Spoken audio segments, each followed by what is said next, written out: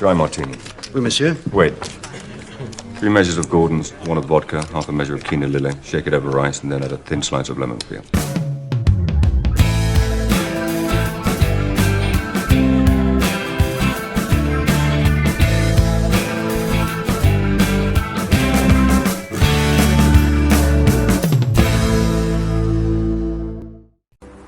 Bond, I need you back. I never left. You're listening to League Podcast, the League versus Quantum of Solace. I'm Matt Durson.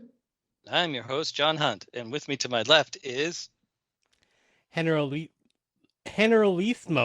Medrano, as I'd like to be the hero of this movie. Thank you very much for all the support. Thanks for coming on. Yeah. Coming on, Generalissimo. We are continuing our carousing through Craig, or whatever the hell we called it last Careening through Craig. Careening through Craig. Caressing Craig.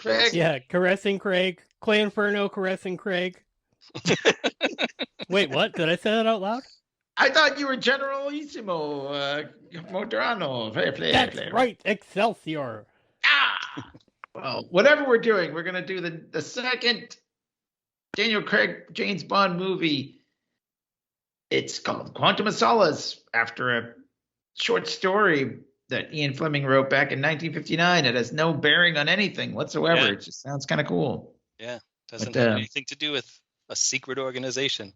It has to do with him overhearing a story that someone's telling about a couple having a bad relationship or something. I can't remember. I used to know, but that's going to be like, as anybody who listens, which you're not, should get by now, that I don't remember anything. John doesn't remember anything. Yeah. He remembers Rosario Dario. But That's true. But you do remember Peter Sellers as RoboCop. The two of you guys do remember everything, and so you remember nothing and everything at the same Well, we time. remember everything that's not important, but up to a certain point. Yeah, all those jokes are like 30 years old. Yeah, I can remember that stuff, but I can't remember. Like, I just watched this movie 3 days ago. I don't remember anything about it.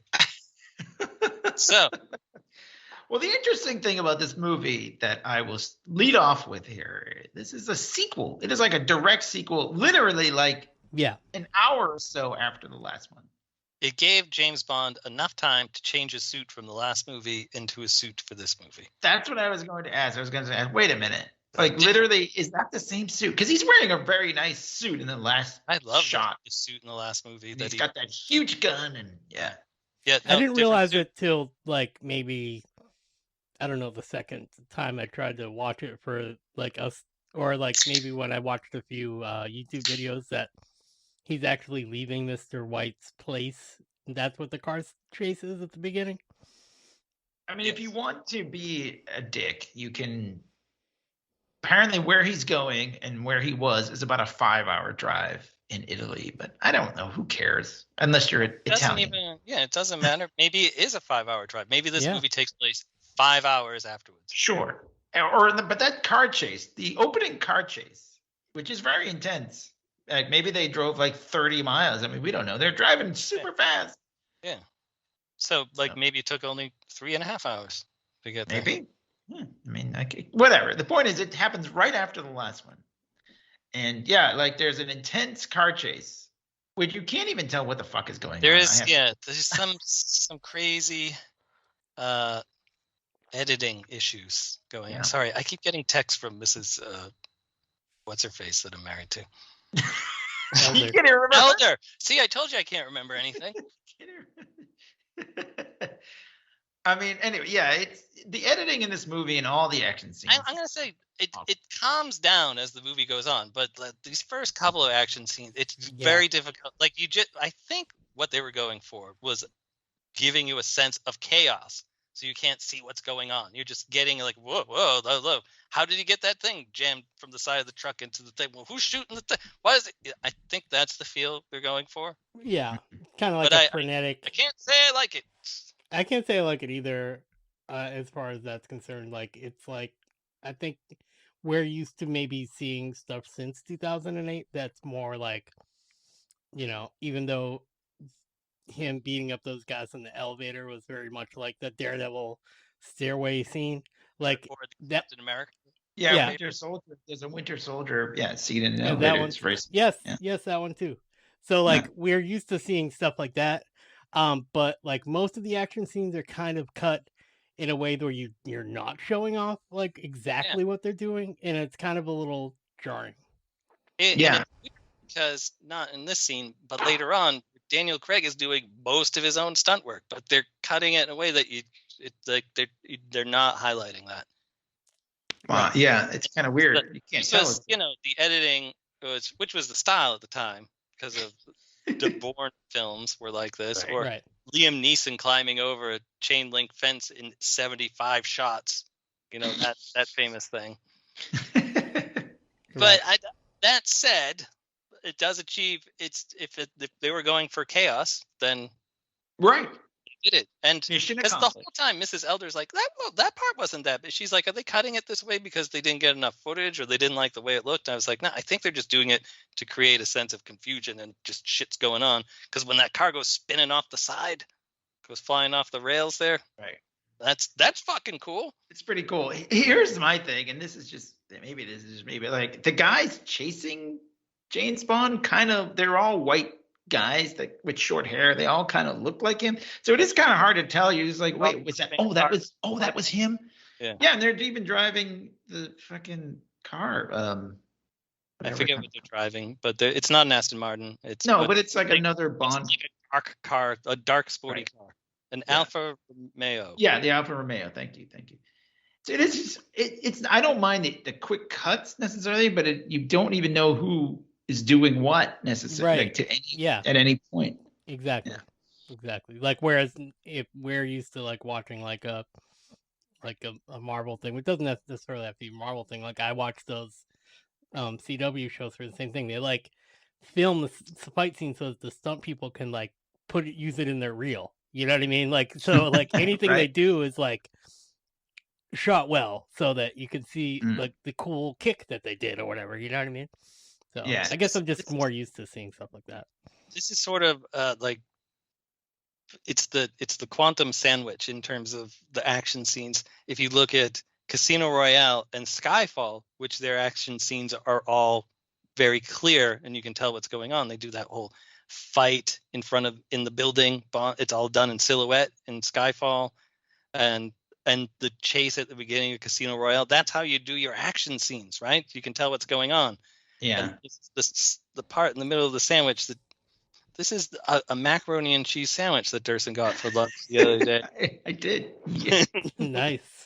At Panera Bread. I had an equally kind of weird thing. I like made American chop suey like by myself yesterday for lunch, and I have like a bunch of it. And I'm just like eating it slowly, like the fat man that I am. I'll just have some more. I'll eat a little American chop suey. Why not? Put it in a sandwich. Somebody get this guy a baguette. Seriously, come on, Kevin Smith. Anyway, I guess the only thing is they're all white guys in suits. It's hard to tell what's going on. Mark Forster is the director here, by the way, who is a very noteworthy. He did Monsters Ball, which Halle Berry won an Oscar for. He did a movie called Stranger Than Fiction, which I really liked. I actually think that's like a fun indie movie. It's got Will Ferrell and what's her name, Maggie Gyllenhaal, and that's a fun movie too. And he's done cool things since. Finding Neverland. He did that Winnie the Pooh movie with Ewan McGregor. He's done a lot. I mean, he's no ham and egger, but I think he was trying to get a little too artsy with some of the things in this movie. But well, if you look at his other movies, they're not really action movies. So yeah, it's almost like, why did this guy do it? Well, but also there was the writer's strike, and he also only had, I guess, like 5 weeks to edit the film when normally he's got 14. So they wanted to put this out like a year after after Casino Royale, right? And I think they ended up going 2 years. Yeah. I think we should talk about the writer's strike, because I think anybody's complaints about the movie could really go back to that. And Daniel Craig points this out. I don't know if it's like it's not one of his favorite movies, or like he's just trying to get through it or whatever. But he's like always pointing. He pointed it out in that Apple TV Bond thing. Like, we had the writer's strike. We just kind of did it. Well, like we could write it, so we did because we weren't in the writers union or whatever. So Right. we They just could not kind of hire wanted anybody. to keep shooting, and they wanted to keep going, so they just kind of wrote it. But you're not like, Ian Fleming's backbone there. You just like have this story. To me, I feel that for a huge franchise like this, maybe you just want to wait the strike out and put together something good instead of being like, we need to get this done now before we're not even ready. We don't have a script ready, and then there's going to be an actor's strike, and I feel like they seem to wait with every other movie after this. So yeah, it's very weird. I mean, technically, the screenwriters are the same as the last one. They were writing it as the last one was, as they were making the last one. It's Paul Haggis, Neil Purvis, and Robert Wade again. Although I don't know how much input they really had. They probably just did like a draft, and then they couldn't do anymore because they were on strike. And then like as Clay said, Daniel Craig is writing dialogue. Mark Forster is writing dialogue. I think anybody on the crew at that time who had an idea, they would probably just be like, "Sure, write that scene up," because they were just like, "Sure, we'll take it." But like to John's point, they weren't making Death in the Firestarter where like me and Randy are like pitching like some ideas to you. Like, this is fucking James Bond. You know what I mean? Right. They probably don't appreciate you bad mouthing Durst in the Firestarter though. No, I'm just saying, like, I feel like that could have been more collaborative. You know what I mean? I think it was kind of similar to Durst in the Fire. I think you're right. I don't mind, like I say, well, I'll leave it for my final thoughts, really, but like, I don't like mind this movie. I didn't know about the writer's strike until we were about to do this podcast or anything. It kind of started to make sense to me though while I was watching it. That stuff, but when I first saw this movie, I enjoyed it. I liked it. Thought it was very James Bond. I wasn't like thinking too much about it. I think that I've been like, it's not as bad as you think, but I think that the major points against it are that it's not a very strong story. You don't have something like when he comes back to the table both those times in Le Chiffre, and he says like, that last round nearly killed me, and you don't say, I know I'll be in trouble when I start weeping blood, and that was just like a boom. You could hear the bass drum hit right then. It's like boom. Like there was nothing like that in this movie. Yeah, that's true. But I mean, okay, I want to focus on the positives a little bit. I mean, there are this picking up right after the laugh. That's very non-James Bond, actually. Yes. Continuing the story is very cool. Like we find out, after the car chase, he finally kills all these guys, whatever. And he opens the trunk, and Mr. White is in there. Yes. And he says, "Time to get out," which is a good line. One of the few good lines. As you pointed out, Clay, there aren't a lot of great lines, but that is one. So they're questioning Mr. White, and there is another decent line where he says, "Well, I have a question for you, Stews. Okay. What do you think of this opening song?" I don't really like it. It's okay. I like Jack White, but I mean, I kind of like it. Okay. It grew on me. I didn't like it at first, but I kind of like it now. Isn't Jack White weird though? Isn't he like pretending that? No, for real. Wasn't he pretending he and his wife were like brother and sister? Like they're like, she's not my wife, she's my sister in the band. Oh, you're talking about the White Stripes, which isn't his wife. That's like Meg White was her name, but they were both stage names. Yeah, but like for years he was pretending that they were brother and sister. I just wanted to bring this up because I thought it was weird. He does, and he's like kind of a weird guy. And this song isn't like this song. I think was the first time where it was like, oh, this is Jack White doing a song. It's not the White Stripes.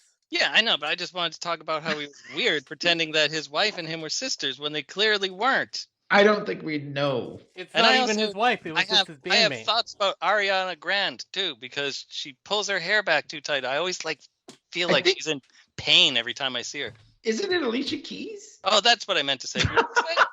Why did you say Ariana Grande? You said Ariana. I don't know. I can't remember. Really Ariana Grande is the same. She has the same haircut. They both pull their hair back. Oh, really? I don't. Just it looks real painful. I like the song, but there's the part where they're like, and do that, and they don't sound like they're in key with each other. They're not harmonizing well. But other than that, I kind of like the song. I kind of like it. I think it's fine. As we say in the biz, it's fine, but it doesn't sound like a Bond. It's not like a Bond opening theme. I don't know. I do like the fonts and the visualization. Yeah. This is like the first this one is more of a precursor to the Skyfall intro, which I think is probably one of the best ones ever. This was done by a different company than the guy that was doing the last MK12 or something. Yeah. Like what But is this it? one looks Sounds really like a video good. game. Slick fonts, video game looking, very cool. I really like the look of that. No, it's fine. It's more along the lines. The last one was like there were no naked ladies and stuff. This one has like sand sculpture. It's all lady. naked ladies. I'm not complaining, but I'm just pointing it out. All right, so I just wanted to ask, and I wanted to say no, you're right. We should talk about the song. You got to talk about the song. No gun barrel at this point. Oh, that made me, because I remember reading an interview with him before, and he's like, and I shot the gun barrel, and that was like nerve wracking. I was like, oh, good, we're gonna have the gun barrel at the beginning again, because I love that part. But then they didn't do it. Is at the end. Yeah, but I didn't know that at the beginning. I know. I'm just spoiler warning. It's at the end. And it doesn't really, it's not this, it's like in Casino, I don't want to keep comparing it to Casino Royale, but in Casino Royale, it's like part of the movie. Like he shoots the guy. Yeah. Pretty cool. I guess Mark Forster didn't even want to have the gun barrel, and the producers made him put it in. He's like, well, if I got to put it in, I'll put it in at the end. Has he ever seen a Bond movie? Well, that's what I'm saying. They never do like the gun barrel. Like Daniel Craig movies have not done the gun barrel justice yet. Well, we'll see. Hopefully, maybe in the new No Time to Die. Yeah, they have a lot of time. They've had a lot of time to work on it. That's right. Okay, so they bring Mr. White. He brings Mr. White in, and they're questioning him, and M is there, and they're like, "Hey, Mitchell.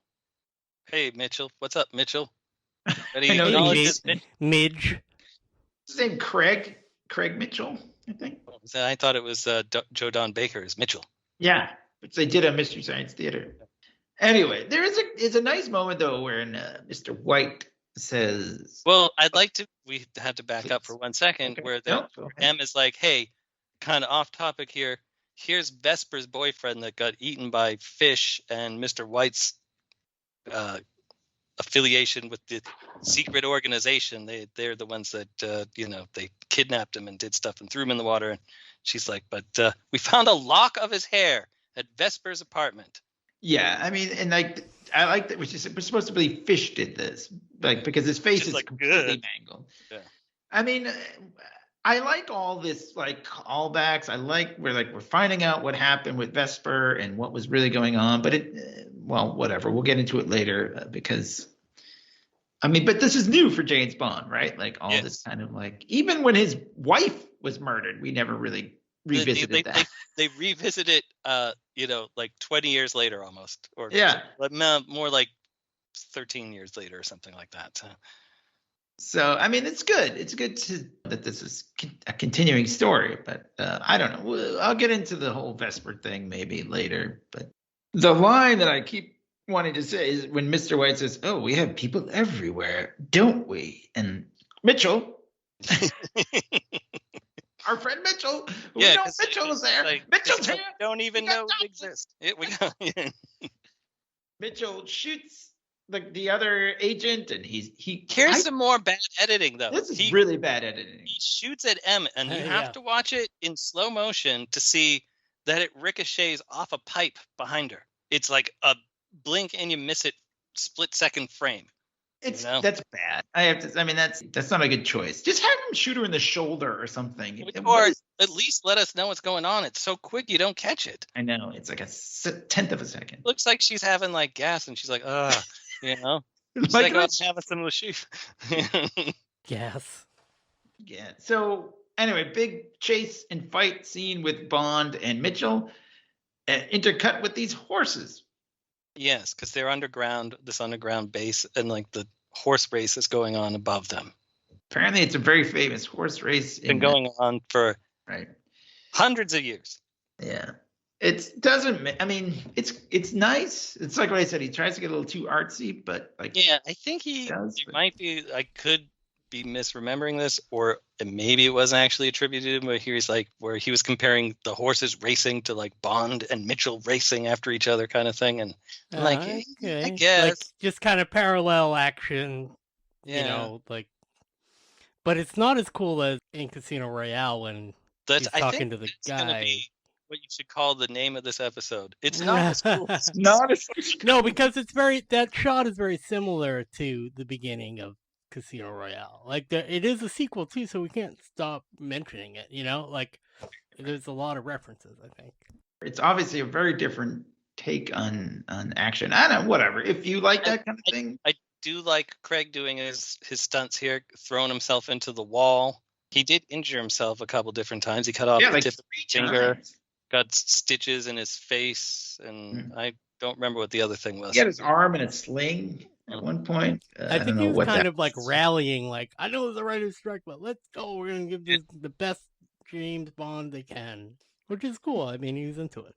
I mean, nothing against Daniel Craig's performance in any of his movies, obviously. Even this one. I will criticize a little bit about this movie, but Daniel Craig, I have nothing bad to say about him ever, like as James Bond. He's even though you referred to him as the fugly Bond. Yeah, that was before I saw the movie. I did say that. I didn't know he was so buff. I didn't know he was awesome. Yeah, right. Take nothing away from him ever. And I think he definitely steals this movie. He's like basically he's obviously the star, but like in more than ever, he is the star of this movie. Yeah, he carries the whole thing. Yeah, he really does. I mean, he broke out in the last movie and is just carrying this entire movie on his shoulders because they don't give him a good villain. And they don't really give him a good girl. Bond girl, yeah. So it's basically his whole movie. Yeah. I think that with this movie, I feel different almost every time I see it. Like, I think the first time I saw it, I was just like, cool, another James Bond movie. You know what I mean? But I didn't have it. I was like, I love Casino Royale. And I love this one. But then, like, you watch it a few other times and you're like, start to pick up that maybe it's not as great as the other one. And then Skyfall comes out and blows it out of the water, It definitely doesn't. It was me and Durson and Redshirt Brian. And I said something to Durson about how this was the shortest Bond film. And he's like, it does not feel like it. I really didn't. It felt, because it's sort of like, I was thinking about, and this is a weird comparison, maybe Rise of Shitwalker a little bit, where they just go all over the place. And like, none of the locations really matter. They're just like, just to go to places, but whatever. I mean, I do like it better now than the first time I saw it. You were real. Like that was the only time you saw it previously. Yeah, I've only watched it twice. Literally, you kept the saying first when day we were we talking watched about doing this, you're like, I don't know if I'm gonna make it through this Quantum of Solace, and I was like, it's not as bad as you're thinking. And it's not. I was pleasantly surprised for that, but it has flaws. So. Oh yeah, absolutely. We won't spend the whole time shitting on this movie. No. So he kills Mitchell. Well, they have that fall through the skylight of. That's a very cool shot. Yeah. A bunch of reviews I was listening to were like, "Oh, that really CGI looking shot." I was like, I thought it looked okay. I mean, the camera follows them down. Yeah, that was real cool. I mean, it's cool. Yeah. I mean, it's filmmaking, man. I mean, it's cool shit. I don't care if it's CGI. Whatever. That's part of it. There was a CGI thing I noticed at the end of the movie that I was like, oh, it's a little sketch, but still, it's okay. It's whatever. That's part of movie making these days. You can't. I mean, unless it looks really bad, which sometimes it does. But I mean, whatever. As long as it looks like the people. I always think about this. Like 2008 was like a sort of a time where like the difference between like a 2008 film, a 2010 film, and then like even every year after that, like things started getting so much better and accelerated by Disney and Marvel. Like just now you go see like any movie and like it looks like Shang-Chi special effects are like so much better than Iron Man 3 effects. You know what I mean? It's right. Like, right. Or you even see like not everything even gets so better. Right. Yeah. Like even just like a regular like a industry Fast standard movie anything. Yeah. Exactly. Industry standard. But it's funny that whatever. It sort of starts a trend here in this movie. Bond shoots Mitchell in a very cool manner. They're like hanging cool. from the yes, but Bond keeps killing every lead. Kills every lead. Which I guess is part of the story but then Emma's upset. She's like, I bought him an ashtray. Yeah, they're cutting back to Mitchell's place, which I like the transition graphics that they use in this, where they're all different fonts in the style of the location that they're going to. I like that too. Yeah, where it's like sort of incorporated into the scene. Yeah, it's better than just like putting the words at the bottom of the screen. Yeah, in like white Helvetica with a drop shadow. Helvetic. So yeah, but she's very upset. And all we really, I mean, we don't get a lot. We just find out that there was a dollar bill that had him in Haiti once. It was or something. It's very sort of loose, but whatever. But then they tracked it back to a whole wad of cash that was right. What they had marked from the sheaf or whatever. I was a little foggy on the details. Oh yeah, I also want to talk about like give me a minute. In a minute, I want to talk about this whole thing with the money and the computers. With the table and like the crazy like. I have a thing. The Tony Stark table. Yeah, it's very distracting. I don't really know how they figure it out either, but they figure it out somehow. To go to where are they Haiti, going again? To go to Haiti. Yeah. So what do you have, Clay? What is yours? I just like I sometimes will like to look at these movies and see like how they deal with tech and like kind of like future tech a little bit. Around this time too, like 2006, 2008, the first iPhone, the first Android phones, like they don't have how we were going to interact. Like now we know like Zoom is basically how you end up like talking to like a lot of people, right? The way they do it, like they kind of try to predict it and they kind of have it a little bit wrong. But around that time, I do remember they did have big Microsoft Surface tables. Do you remember those? Where they were kind of like doing the thing that they were doing in MI6, where they're like, look, you can pick this thing up and slide it over here, kind of like Tony Stark style. Exactly. But just this one, like, it's like, I like that they tried to do something, but then when you see that, like, we didn't adopt things to actually do that, 20 years later, it's just kind of like, well, you tried. No, I agree with you. I appreciate the effort that went into it, but I don't think we never really got there because it doesn't seem like it's really. I mean, I'm on a Surface right now, and I guess I can increase the font size, but otherwise it's just. But we don't all have like big touchscreen tables in our living room. Because why do you need it? You don't need Minority Report. Yeah, right. Yeah, exactly. That's a good one. That's a good one from the past. Yeah, I mean, it looks cool, but no one really needs that.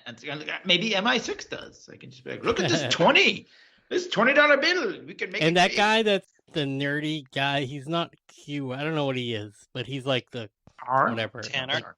Yeah, he's nobody. He's not. Yeah, he plays the same role in Sherlock, doesn't he? He's like the inspector in Sherlock. He's like, oh, I'm not really the main character, but I'm kind of the guy that's the cop. You know what I mean? That's him. I didn't recognize him. This guy is in Penny Dreadful as the Frankenstein monster. Oh, okay. Which like that show is Frankenstein. It's good but uneven. It's fine. It's probably. Fine. I would really like sort of like Mad Men. I'd really like a season, and then the next one would come along, and you go, it's a little. But a lot of Bond alumni in it. Also, Bond alumni creators. I think John Logan and the Skyfall director, whose name I'm blanking on all of a sudden. I don't know. Come on, Clay. Oh, Sam Mendes. Oh, okay. I don't know why I can't remember anything. I don't remember that. But when I said his name, I was thinking of Sam Smith, the guy that did the theme song for Inspector. Doesn't he have a cameo in Spectre too? No, he's in the video. We'll get to that. We'll get to listen to our No, but when I was Spectre thinking episode about in the future. Sam Mendes, I was picturing that really flamboyant guy, Sam Smith. I was like, no, that's not what that guy looks like. It's funny, this guy Tanner, Sam Kinnear, Rory Kinnear. Yes. Rory Kinnear was also in The Imitation Game, Greg also Kinnear? with Benedict Cumberbatch. Oh, I love that movie. Sherlock. Yeah, I like that movie too. That's a good movie. All right, I forget. Oh, so yeah, the technology didn't play. The dude back to the place. And they go to Haiti. And so Bond, because, I love Emma's just like, well, you got to figure it out and make sure you get, there could be people everywhere. Like, put a jacket on. Don't forget your jacket. Yeah, I mean, she trusts him is the thing, right? Because there could be, if her own bodyguard, who she bought a nice ashtray for Christmas, could be a bad guy, right? Don't even think he smoked. and she smashes it. She's like, ah, fuck it. Anyway, he goes to He's Haiti. getting people No, ashtrays, even in 2008. Come on. Yeah. I know. Smoking I guess wasn't even cool then. you put your change in it. Whatever. I don't know. So yes, they're going to find this guy Slate. Slate. Haiti. Yes. Mr. Slate, Mr. Slate. my boss. Everything's Exactly. so hard. My boss, Mr. Slate. Man. The funny thing about this, he finds, James Bond goes into the hotel where this guy's staying. And then they have a very he just like, credit cards into the place. It's just crazy, like how he just says, "Oh, I'm in room blah blah." Like he just like figures, he just tells the person at the desk, like, "Yep, my name is Slate," or whatever. He just knows what room he's in, like whatever. Secret agent. Yeah, secret agent, man. He breaks it. The guy tries to stab him. They have a big fight. And they have a poorly edited fight again. And you don't understand how the guy dies. Well, he gets some glass. It looks like he gets glass in his neck. But right? it's something with his leg, I thought. Oh, I didn't. It looked like he got glass in his neck. No. Yeah, Glass again, if it was another edited lead well, dead. Yeah, and they've not edited well.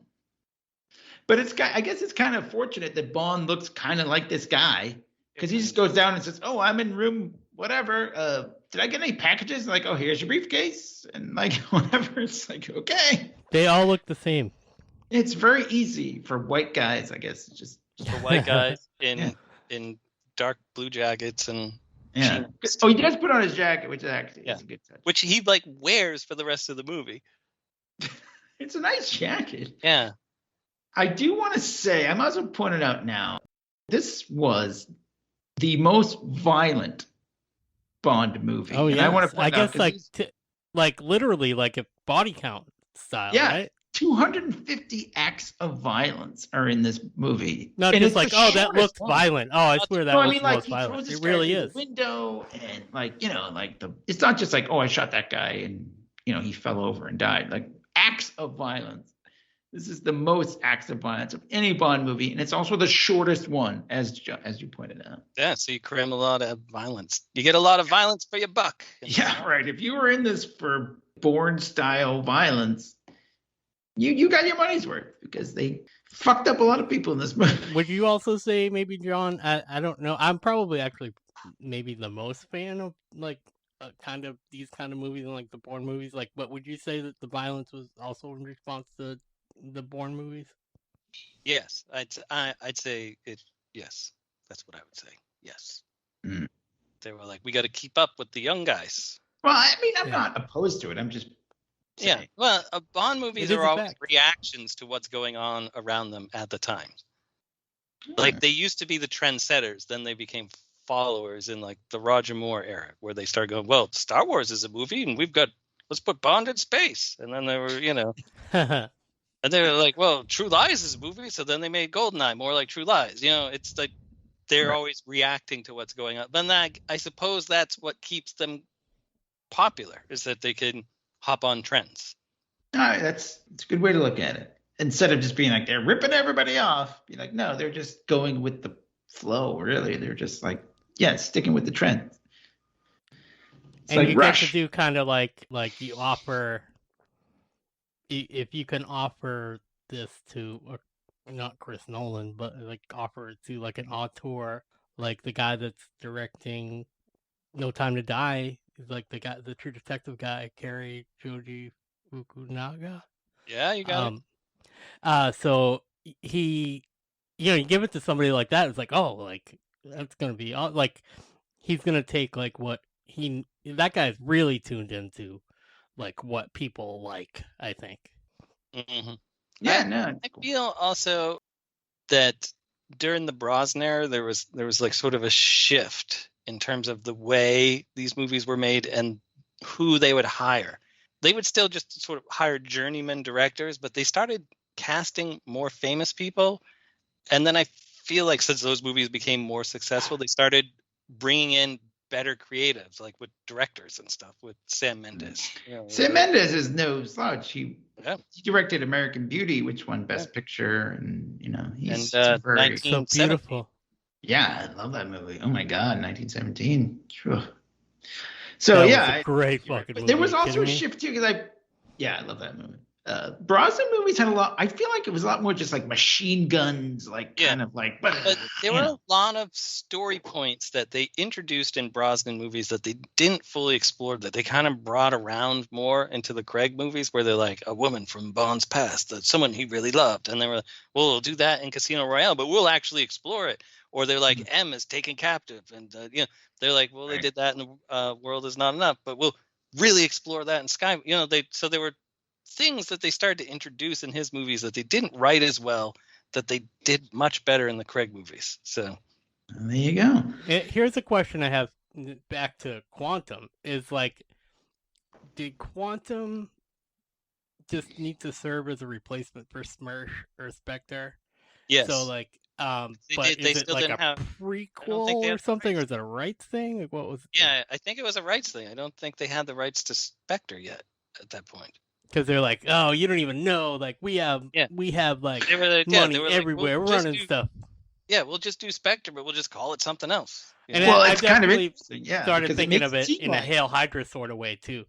I was like, oh, Right. these guys are kind of like Hydra.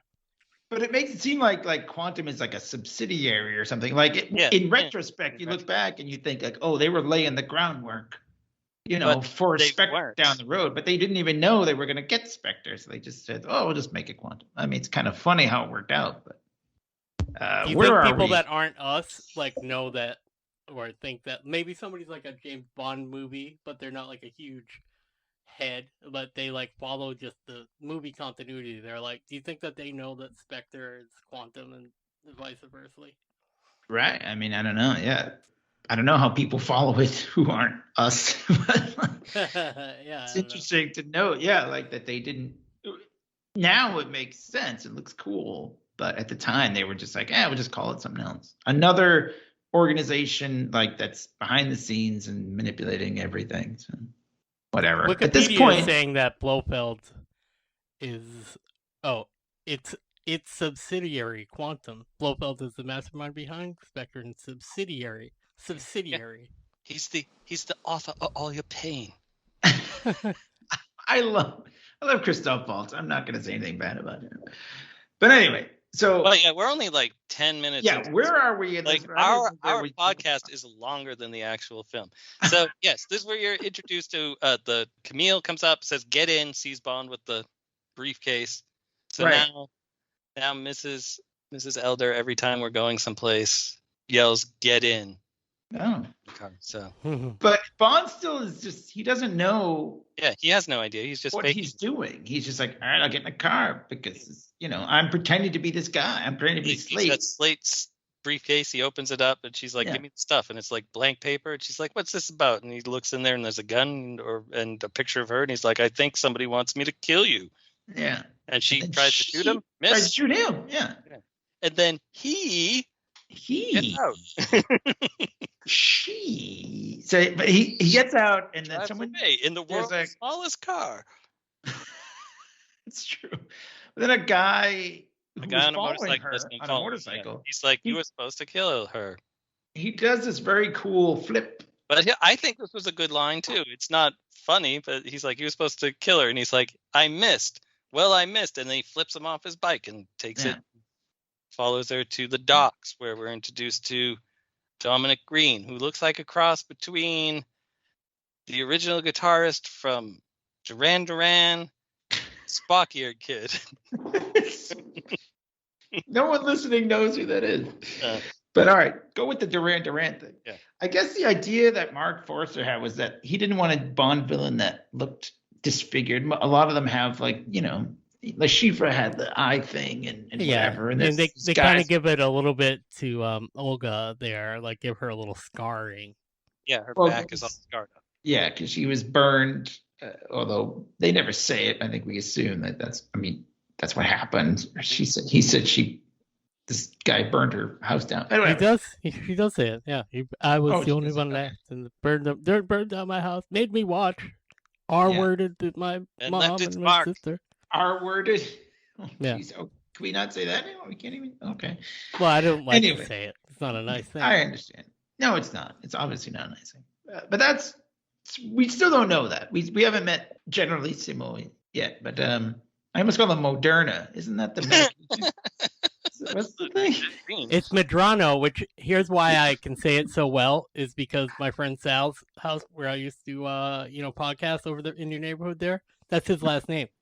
Oh. So that's why I took his name at the top of the show. It's actually really clean for him. He thought this was Generalissimo Medrano this whole time. It's actually clean. Oh, the word is out. Oh. So yeah, like this is not my favorite Bond villain. I'm not gonna shit on the movie the entire time, but Dominic Green, he's a little. He wanted to do something cool, and they were like, no. They just look like a freak the whole time. Is essentially. Well, that's the thing. Like they're like, oh, we want you to because like the corporate blah blah. Like everyone is normal in that world, but he still looks kind of like just a creep and just a weirdo, like a sweaty creep. And he's like, I killed this geologist.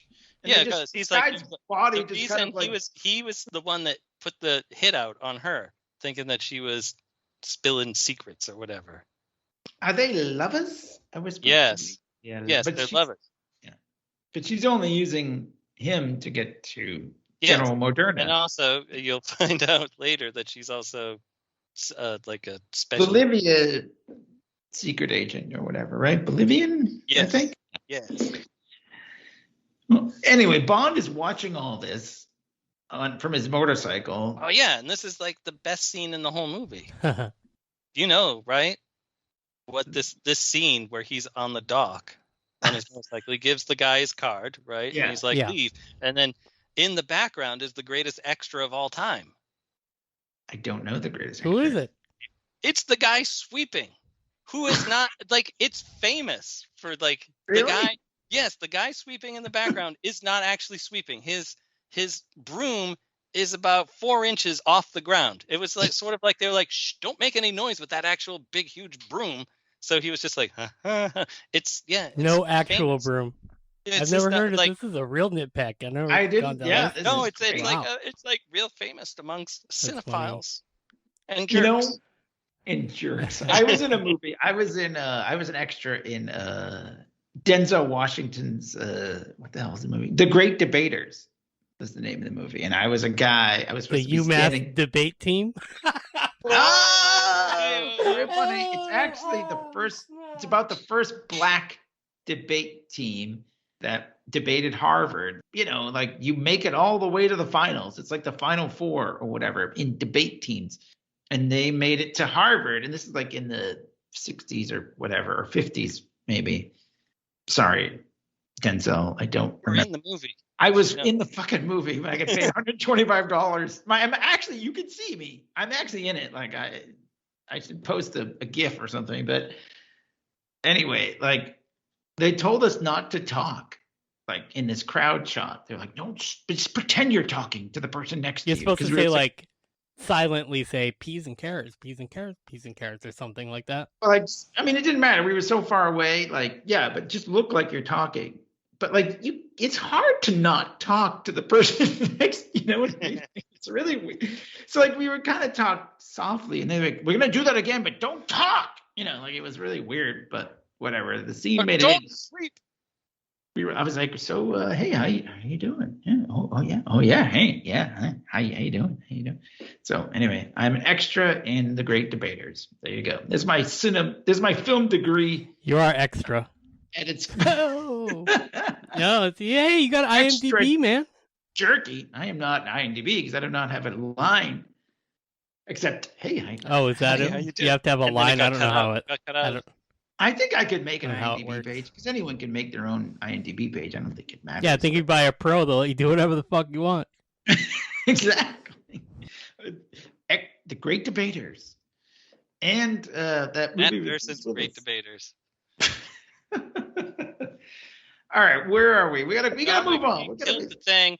He's gonna give Camille to General Medrano, who raped her mom and killed. Well, we don't know that at the moment. It looks like he's just whoring her out at this point, right? Like it looks like they said something at this point because she's like, "Is that him coming in?" He's on the boat, and she's like, "Yeah," and so Maybe. Dominic is like, he's like, here, take the lady to sweeten the deal with this whole thing, because I'm gonna get this land in the middle of the desert. And he's like, there's no oil there. He's like, well, whatever we find, we get to keep. That's the deal, Right. and you can have this lady.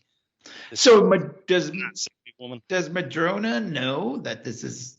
I think he thinks she's just a Yeah, hot no, he chick. says something to her because he's really? like, I'm the last. I was the last person to see your family alive or whatever. Yeah, you don't find out He till doesn't- later It's a exactly little what creepy. happens. Like it's a little. I mean, whatever. It's fine. Because she gets her. Yes, well, she's Right. like, yeah, go Or ahead, take warning, me. but, like, As they're leaving on the boat, she's like, yeah, no, take me, because this is my chance to kill this guy. I got my gun, I got my everything, and then James Bond ruins it. well, we don't. Yeah. Okay. It's all Also, kind of the card that he gives to the henchman Elvis when the guy calls it, it's the universal export, and when he calls it, that's how he's able to track his phone. Yeah, it's all Right. very cool. Like there is like when you call the number just to check if this guy is real, it does go to like a legit voicemail that says like, "Oh, you've reached Universal Exports," and then Bond can be like, "Ooh, you're Elvis." They never say his name is Elvis. First of all, No, they don't. But apparently, he had some role in the Captain America movie, but I do not recall it. Oh, how about that? We'll have to do a little Kevin Bacon shit there and figure out who that was. But there's a very cool boat chase after Bond. Yeah, it's like a motorcycle chase that turns into a boat chase. Right. It's cool. But again, it's the fast editing and like Yeah, it's like a little less haphazard than the previous ones, but it's still, there are a couple shots that just like, how did that happen? Yeah, so I kind of hated this in. You guys haven't seen Snake Eyes, but there's a similar scene in Snake Eyes, and James Bond jumps off of it, does this ridiculous motorcycle stunt, which is cool to watch. I mean, I don't hate that, but it's like he knows that if he jumps off this thing over this other boat and onto this other dock and then jumps into a dinghy, that there's going to be keys in it and he can just turn it. It's like just so contrived. You know what I mean? It's just like, I thought he grabbed it from someone else, didn't he? I don't remember. Does it matter? No, it doesn't really matter. But I was kind of like a little bit like, come on with this. Everybody's like in like movies will steal a motorcycle and they can just drive it. You know, right? Or Yeah, they but just then start when they steal the car, they just rip off the steering wheel thing and then just look, it starts right up. I did the that. thing that like, was bothering me was that he was just jumping and like immediately like went into some boat, and then like the boat just conveniently like that boat had keys in it. perhaps And it's the perfect. forget the you know what I movie mean? Die Another Day where he was surfing on a giant wave with a parachute. I'm willing to go with he can jump onto a boat. I'd buy that. I'd buy that. I mean, I never thought. I mean, you're probably right. I never gave it any thought at all. It's just not as slick as the beginning of Skyfall or something, or the other one, CR. Well, it's again hashtag not as cool as Casino Royale. I think I was just like, oh, here comes the boat chase. Like, I mean, I didn't even care how he got the boat or how he started the boat. Yeah, well, the point of this whole You're boat right. chase Why do is I care? I don't know. No, I mean, you're right. You're right. But it's whatever. I figure if we're gonna nitpick that one thing, like Then out of I don't have a everything- lot of Here things, all but night. that was one of the things I thought of. All Look right. at- I respect it. Respect. Yeah. So he grabs Camille just as she's about to kill Madrano, and then thinking he's saving her. Right, because he was whoring her out. Like, I mean, Dominic Green was But seeming. really, she's like, "What the hell you going to? Just that, They're just about to reveal the whole thing," or whatever the line in Star Trek 6 is. but like, he does a weird thing. I don't even know. I thought he was going to use this hook to like pop the boat or something. He does this weird thing where he like hooks onto the boat and the boat flips over. And I don't really know. I the don't physics really understand what's going on for the of rest that. of this. Somehow she gets knocked out, and then people crash, and then he gets away, and then then he pulls up to a dock and hands her to like a guy. Hands her to some random guy and says she sees it, which is a funny line. But like, oh, that was another lead, and you just gave it up. You just just a little weird. Tossed her away. Bond does not want to resolve the mystery of who these people are. Because if he does that, he will be out of a job. I guess so. It's just weird. Like every chance he gets to find out who these people are infiltrating MI6, he doesn't even care. He's just like, there you go. Or he's just so smart, he doesn't care. He knows she doesn't know anything. Maybe that's it. Where are we now in the plot? I'm completely. I don't know. They do something. Is this where he follows them to like where they go to the opera? Is that opera? Right. Yes. Austria? Yeah, they're in Austria. Yes. This is and what I'm saying. Dominic Green gets on the plane with the guy from Stranger Things and Felix Leiter. Right. David Harbour. Yes. And David Harbour is a real dick. He is, but he's great. I'm going to say he's really great. He's the most American character that's ever appeared in a James Bond movie, with the exception of Willard White in Diamonds Are Forever. He's right up there with at least Joe Don Baker was played for like comedy. Yeah. And I guess this is kind of played for comedy too, but it's a little less. He's like, oh, we can take care of James Bond. They literally never go after James Bond, but whatever. That's a whole other thing. I feel that David Harbour should be drinking like a real shitty beer on like one of those 40s, like one of those big, big Edward 40 hands. Yeah, like exactly, like a big like 40 of PBR or something. Like, oh, we can take care of him. Like in the Brosnan movies, this was kind of the Joe Don Baker, right? Like the CIA guy, but he's like he's total comedy. Yeah, Felix is a little weird this one because he barely says anything. He's just like, I know. And he's like, you don't know, he's like Bond's ally and his friend, but you don't know if it's going to go that way or if he's going to maybe side with Hellboy over there. Greg Beam. Hellboy. Beam. Greg Beam. Yeah, but he was Hellboy in the movie that nobody saw. The guy from Suicide Squad. Right. I do like. I mean, he's got the creep mustache too. I mean, David Harbour is actually great. I didn't love Black Widow. What's his character in Black Widow called again? He's the dad. I don't remember his name. He's the like Crimson, the dad. He's Red Guardian. The dad. Red Guardian is Red Dad. Oh, Red Guardian. Red Dad. Yeah. I wish he was part of the October Guard and G.I. Joe. He could be one of those guys too, probably. He probably could. Anyway, yeah. So like Felix. So they've got a whole thing worked out with Green about getting the oil that they want. The oil. They don't know that they're being played. Felix Leiter is not on board with this whole thing. Yeah, Felix Leiter does. Yeah, he's kind of like something's up here. It's not. I don't think he's necessarily a Bond. Like he's on Bond's side, but he's like something weird's going on. In the original story, that he was supposed to have a bigger part in this, and he just sort of pops up and doesn't do a whole lot except for a tiny bit later. And he kind of helps Bond out a little bit. Give him the head up. He does tell him where the hotel in the middle of the desert is. Which is what you need. It's what you need from the Felix in all these stories. I do like the line where Felix is like, I'm not really feeling it. And he's like, yeah, you're right, Felix. We should only deal with nice people. That is a good line. So they go to the opera, which is a really cool, like that's like a real place and a real opera. And Tosca. It's called. Yeah. It's very visually stunning. Yeah, Bond infiltrates by stealing someone else's tuxedo. Sees that like a guy comes up because they're handing out little like gift bags at the front when you give your name, and he sees that when one guy gives his name, the lady's like gives him a special gift bag from under the table and contains an earpiece, that, and he goes beats up that guy in the bathroom. I like that he pulls the doorknob. And he just like cranks it off of there, which is fun. That is what I have more of a problem with than having the keys in the boat. That's hard. Oh, you don't think that he could do it? I think that just shows him as like a superhero. Like he's so strong, he can just do it. Either that or it's just lousy workmanship. It might be that. It might be a bit of both, yeah. But it's like the whole thing of that extra gift bag was just an earpiece, basically, so that you could hear because it's also what a dumb way to talk to people when we all know Zoom and Skype is the way to go. But if you want to do it undercover, I guess. But it is weird to do it at something where you have to be really quiet at, you know? Yeah, I was thinking that too.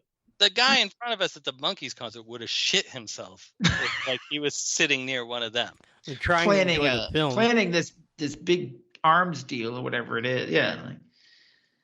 The funny thing is, Bond totally. It's kind of like it reminded me a little bit of Tomorrow Never Dies, where James Bond is like, time for a station break, and he turns everything up. Bond is listening into all this stuff, and he finally says, "I have an idea. I have a question. I think this is like maybe the best scene of the movie, just in general, just in terms of spectacle and just atmosphere. I will say, yeah, as far as like the Very funky big. editing, as far as the funky editing in this movie, this is where it works the best. And how he just chimes into their conversation casually, like it's very cool, very Bond. And he does, and then he takes all they start to get up, and he takes all their pictures. As he outs them, they get up. Although I don't know, I don't quite understand how he's taking the pictures from the side and the back of their heads, but is still able to send pictures. Figure out who they all are. Yeah. Whatever, it's fine. Mr. White is in the crowd. He's the only one who does not. He's a smart cookie. Yeah, he doesn't get up. Although we already know what he looks like, but he's just like, I'm just gonna stay right here, and he's got like a lady, so good for him. Whatever. And he's like, the opera's not for everyone, or whatever, or it's not for everyone.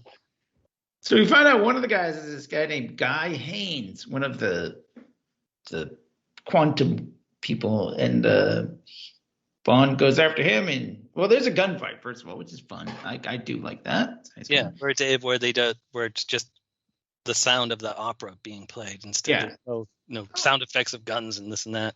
Yeah, I like that. It's very stylish. Very well. This guy Haynes, Bond like pushes him over the ledge, and he lands on the top of the car, and then Dominic Green's guys kill him. I guess Elvis. Is it Elvis that actually kills him? I don't remember. I'm not sure. But then they blame Bond for killing this guy. So that's another guy according to M, Bond is killed.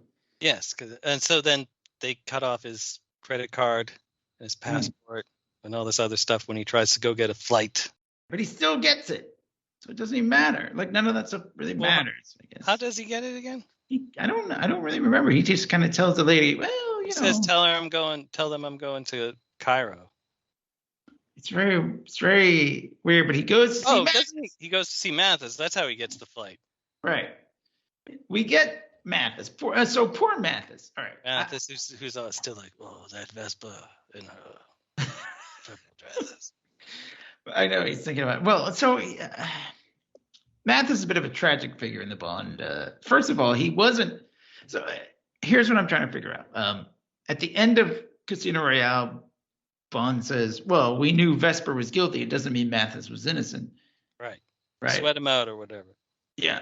But apparently he was innocent, and now he's forgiven Bond for all that. Tortured. Yeah. I guess Mathis must be pretty chill, because he's like, well, you're an asshole. You did this to me and this, that. And then his lady friend, she's like, well, because you were wrongly accused, you got this villa, and so you kind of owe him for it. She's like, I need your hands on my body. I need your hands on my body. That is a little weird to say while Bond is like right there. I know. Yeah. He's Maybe already she was like kind of hoping she would get a little. She's like, I also need your hands on my body. Yes. A little. I believe it's pronounced 0069. Oh, very good. Menage a dose. Menage a dose. Yeah. No. Whatever. He knows the people in the photos. Mathis is like, like most people in Bond movies, he's sort of just a means to an end. He just. He's like, I'm gonna be here for exposition again in case you need me. Basically, then Bond says, well, come with me. And meanwhile, his lady is there like, hey. And then she looks up, and apparently we're supposed to believe that he's just gone. Oh, I'm glad they didn't do that. But they didn't quite edit it that way. Their editing is bad still, so they couldn't. Editing worked in their favor that time, I guess, because. Yeah, but he does come. And they're on the plane. These are the moments I like in this movie a lot. So they're on the plane to wherever the hell they're going. I don't even remember. But Olivia. Yeah. And he's drinking Vesper martinis because he asked the bartender, what is he drinking? He says 3 fingers of Gordon's, blah, blah, blah, whatever the rest of the I gotta say, when I saw that the first time, I really loved it, and I still love it. That's a fine little Bond moment that it's just total fucking Easter egg Bond love fest. This thing about the drink, I love it. I do too. It's great. It's great character. It's obviously he's still sort of mourning Vesper. Yeah, whatever. He's had 6 of them. Holy That's almost. shit. That's like I almost had as many drinks as him in the last podcast. And he's at one plane flight. But he's got the necklace too. He's got like her necklace there. And we saw earlier, by the way, we didn't mention this, but this is a funny little thing. So when Emma's talking about like, oh, by the way, they found this guy's dead body, Vesper's boyfriend, he takes the photograph and shoves it in his pocket. Yes. And he's still looking at that photo of Vesper and this guy. They do not make a good couple. Like they don't look like they belong together. Well, they clearly didn't, because he was just using her. Yes. But I mean, I like these moments a lot, and this is sort of the character building stuff that you don't get enough of, I guess, in this or in a lot of Bond movies in general. I feel in the Craig movies you get him, and like Brosnan was always like pushing for that. Like let's give, and you get in On Her Majesty's Secret Service. Otherwise, of course, you don't. Right. It's just like, boom, move to the next action sequence. Like, I can't imagine Connery ever showing a vulnerable side as James Bond. I love that Vesper. Yeah, wouldn't have worked. So I like that moment, and he's like, and meanwhile Mathis is like, yeah, well, you're right. She looked good in that dress, man. Yeah. I'm gonna go back and take care of myself. If you know. You masturbate Team Deluxe. Deluxe. Anyway, well, they get to the airport, I should say, and we meet Strawberry Fields. Which they never say. They never say her name is Strawberry. Every time he's like, "What's your name?" and she's like, "Fields." And he's like, "Just Fields," and she's like, "Yes, just Fields." Just Fields. It's not weird. Yeah, like whatever. It's fine. Gemma Atherton. She's very pretty. Yeah, she looks like she's like wearing an outfit for a flasher. So like a trench coat. And I boots. know, like literally, you don't see any like. She's wearing a coat and boots. Yeah, well, I do like this part where like they pull up to. She's like, well, "I'm here to take you back," and she brings to the hotel that they're staying at, and it's like a dump, and he's like, "This no, what are you doing?" She's like, "This fits our cover. We're school teachers on sabbatical." He's like, "No," and then they pull up to a nice fancy hotel, and he walks in, and he's like, Where do you do? He's like, we're teachers on sabbatical, and we just won the lottery. Yeah, who won the lottery? If she's supposed to take him back, why do they have a cover anyway? Because they were supposed to stay the night and fly out the next morning, I guess, right? I think they did explain that. Never mind. You need a cover? Like, no one has ever asked me my story when I've checked into a hotel. Yeah, they're like, don't even want to be there. When Mrs. Elder and I went away a couple weeks ago, I wasn't like, all right, now this is going to be our cover story. Like there wasn't even someone actually in the lobby. We did it all remotely. You went to the door and called the number. So we didn't even need, like, I went through this whole elaborate cover story and we didn't even need it because no one asked. Well, you're not being tracked by it. Secret. How do we know? Also, the pool, which they said was open, was not. So if you were not who you said you were, maybe it would have been open for you. I should have gone. I should have said, no, this is no good. Let's go to a different. I'm a comic book colorist, and we just won the lottery. Let me in there. Anyway, yeah, like, and he totally seduces her. So she's just supposed to be in like a weird way. He's like, I I can't find the stationery. It's like, I can't find my penis. Why don't you come help me find it? Yeah. It's like literally the most like. Obviously, he's going to sleep with this woman. And so then she's like, I can't believe I did that. She's all like, sort of like, oh no. I can't believe I actually thought you were looking for stationery.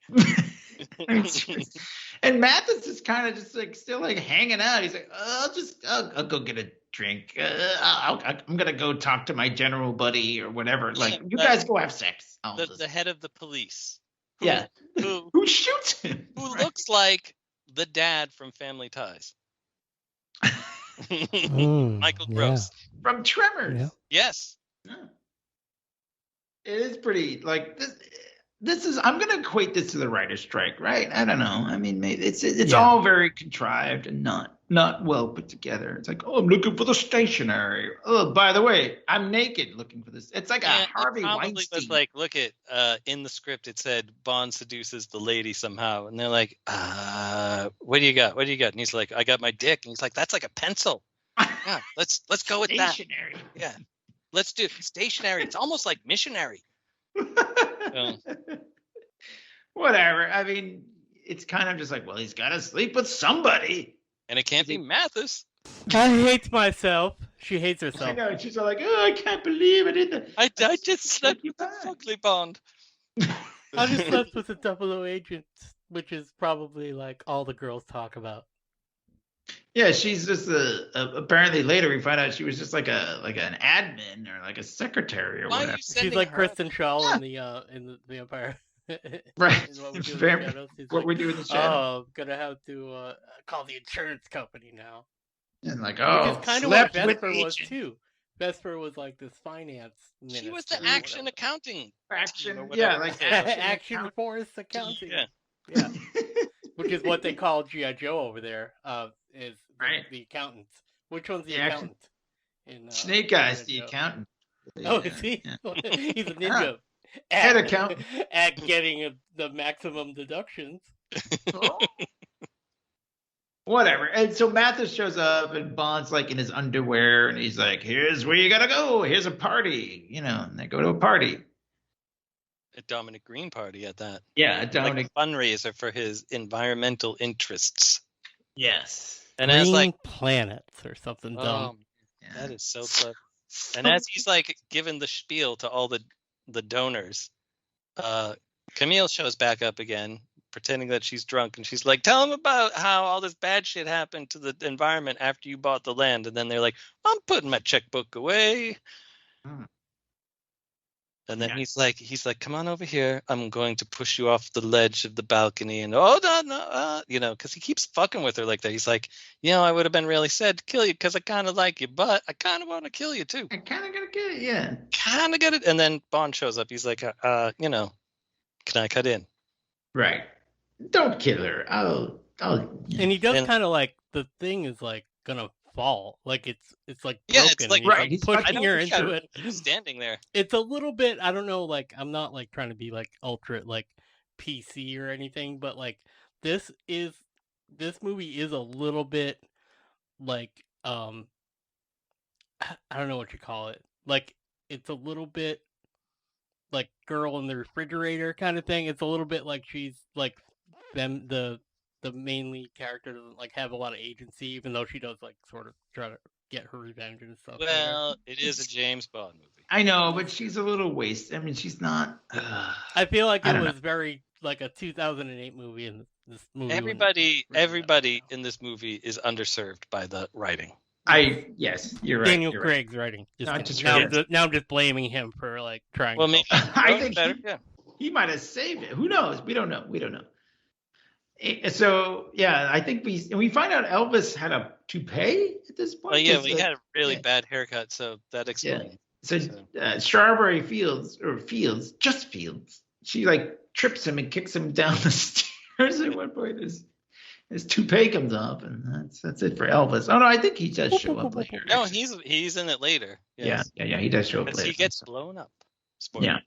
So Bond, rescues Camille and then just leaves with her Yeah, leaving Fields to behind. like Also- twist in the wind, and she also- is dead.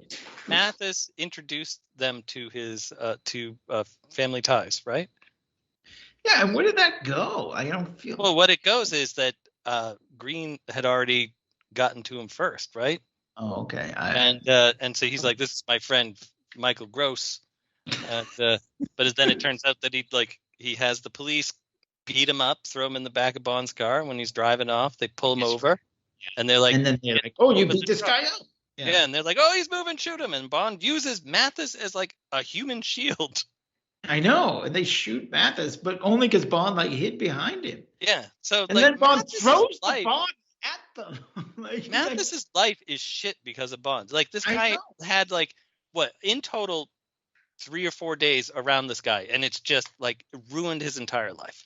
Yeah, seriously, that's a very complicated relationship. And then Bond beats up the guys, and he's holding Mathis in his arms, and he's dying, and he says, "Forgive Vesper." It's like Yeah, I'd be but like, that man, that would just that'd be the chill. last thing on my mind if I was dying. Forgive yourself. can forgive Vespa. She looked really good in that dress. Yes. I got about 30 seconds to live. Maybe I can get one more out of it.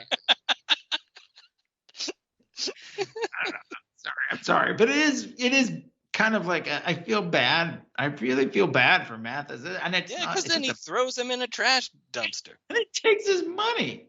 and they're like, "Is this how you treat your friends?" And he's like, "It's his way." You know, he's like, "Yeah, no, it's totally cool." He would have been like, "Yeah, it's fine." But yeah, I don't know. Like, if, I feel like maybe, there was a better way that Mathis could have met his end in terms of, like, you know, because remember he makes that line about just because you're dead doesn't mean you can't be useful. I feel like they could have done something with that.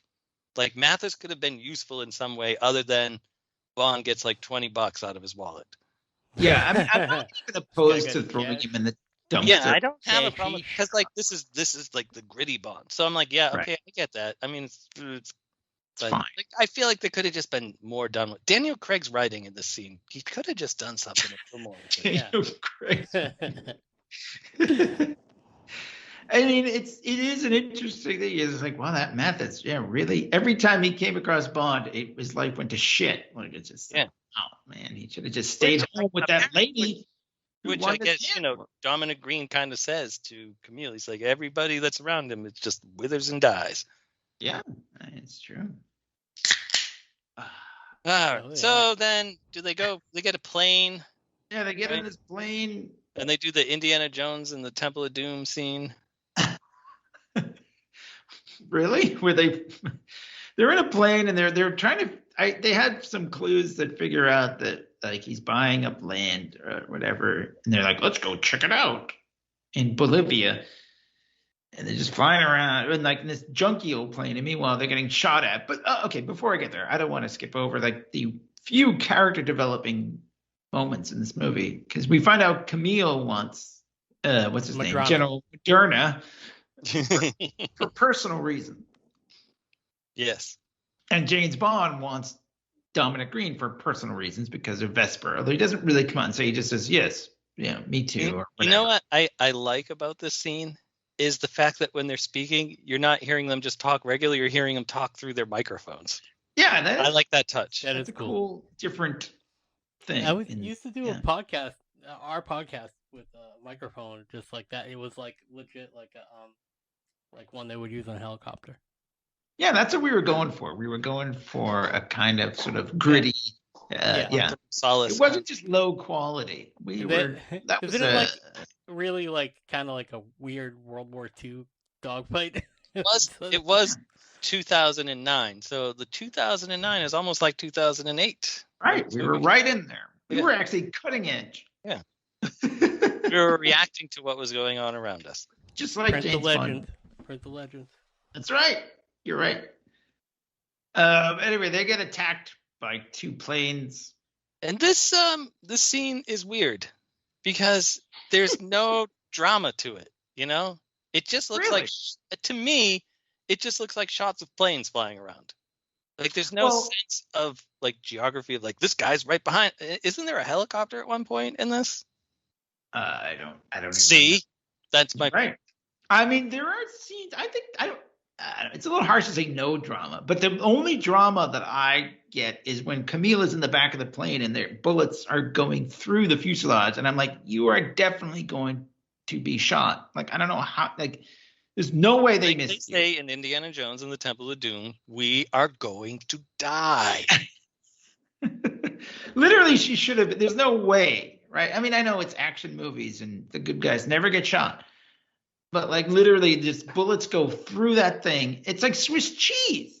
There's no way not one bullet didn't hit her. I'm like, come on.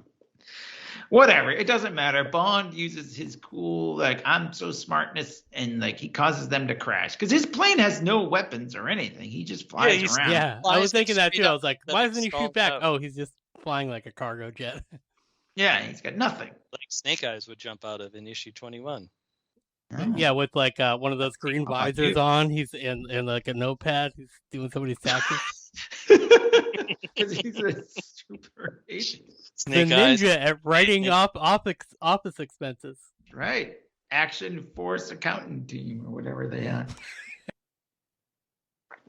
I guess it is kind of cool. So like he like dives. I don't know. I don't even really remember. It's fine. They jump out. He pushes her out like with the parachute. Then they catch each other in the air, and they're both holding on to the parachute or something. Then they release it like half an inch above 10 the feet ground, like from the ground.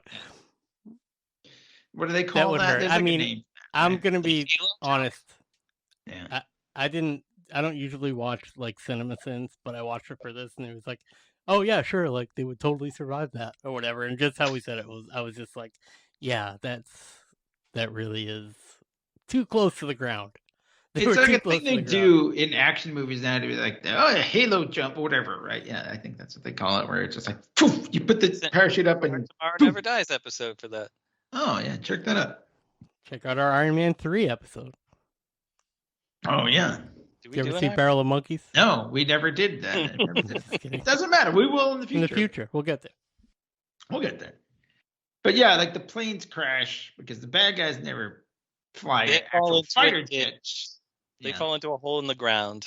And then sinkhole. She gives her backstory. And he's like, well, my backstory was the last movie. And I didn't learn anything because then I just go kill everybody in this movie. Doesn't matter. So she's like, that my house burned down. I've got scars on my back. My mom and sister, bad stuff. And my dad was killed. And oh my God, what's all this water under here? Yeah, so I guess we kind of find out here. It turns into like Mad Max, Fury Road. Like, I have water. Yeah, we find out that it's not oil that he's after. Because did we skip over the scene where what's her name is killed? I forgot. Did we? No, it hasn't happened yet. Oh, all right. They go back later. They go back? Jesus Christ. So, but yeah, we find out he's buying up all this land because he's damming off the water because he wants to control the water in Bolivia. Apparently, very Chinatown. Like, this was like a real thing that happened in Bolivia. I mean, but I'm gonna say, yeah, okay, that's cool. You're trying to be realistic and stuff, but we're still in a James Bond movie. The fact that the bad guy's plot is to charge more for water is a little weak.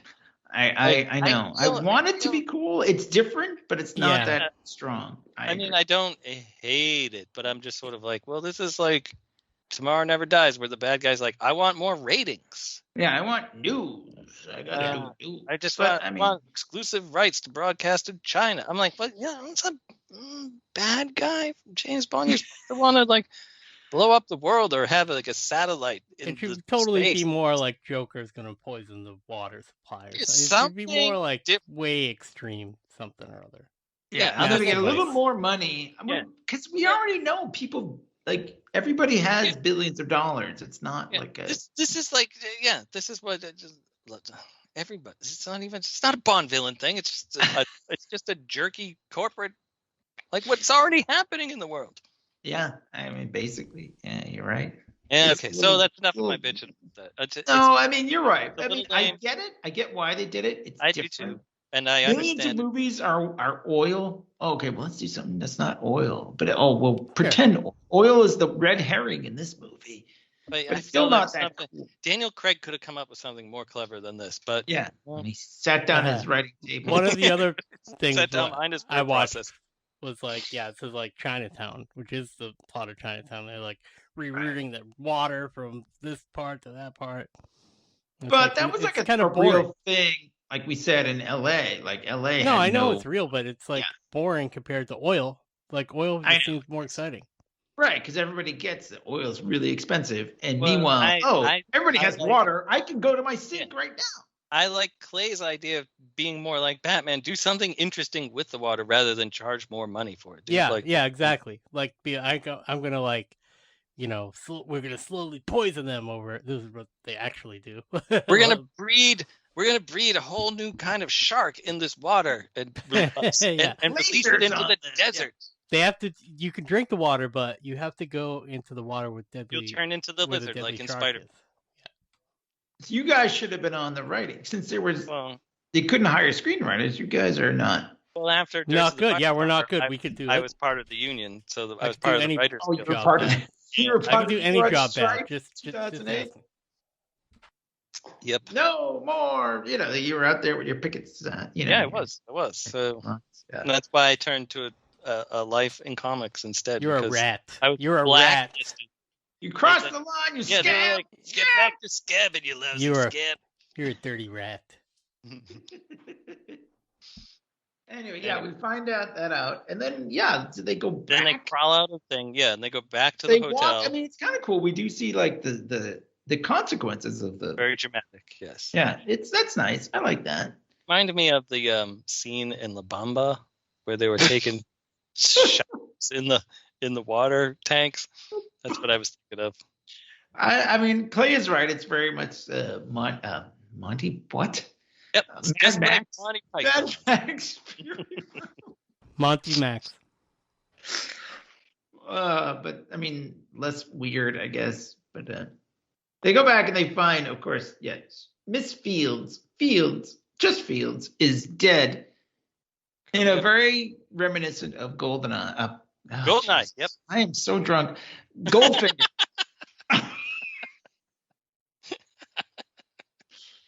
I'm not that drunk. Goldfinger. They did something interesting with her. They covered her in oil. I'm telling you, oil is more interesting.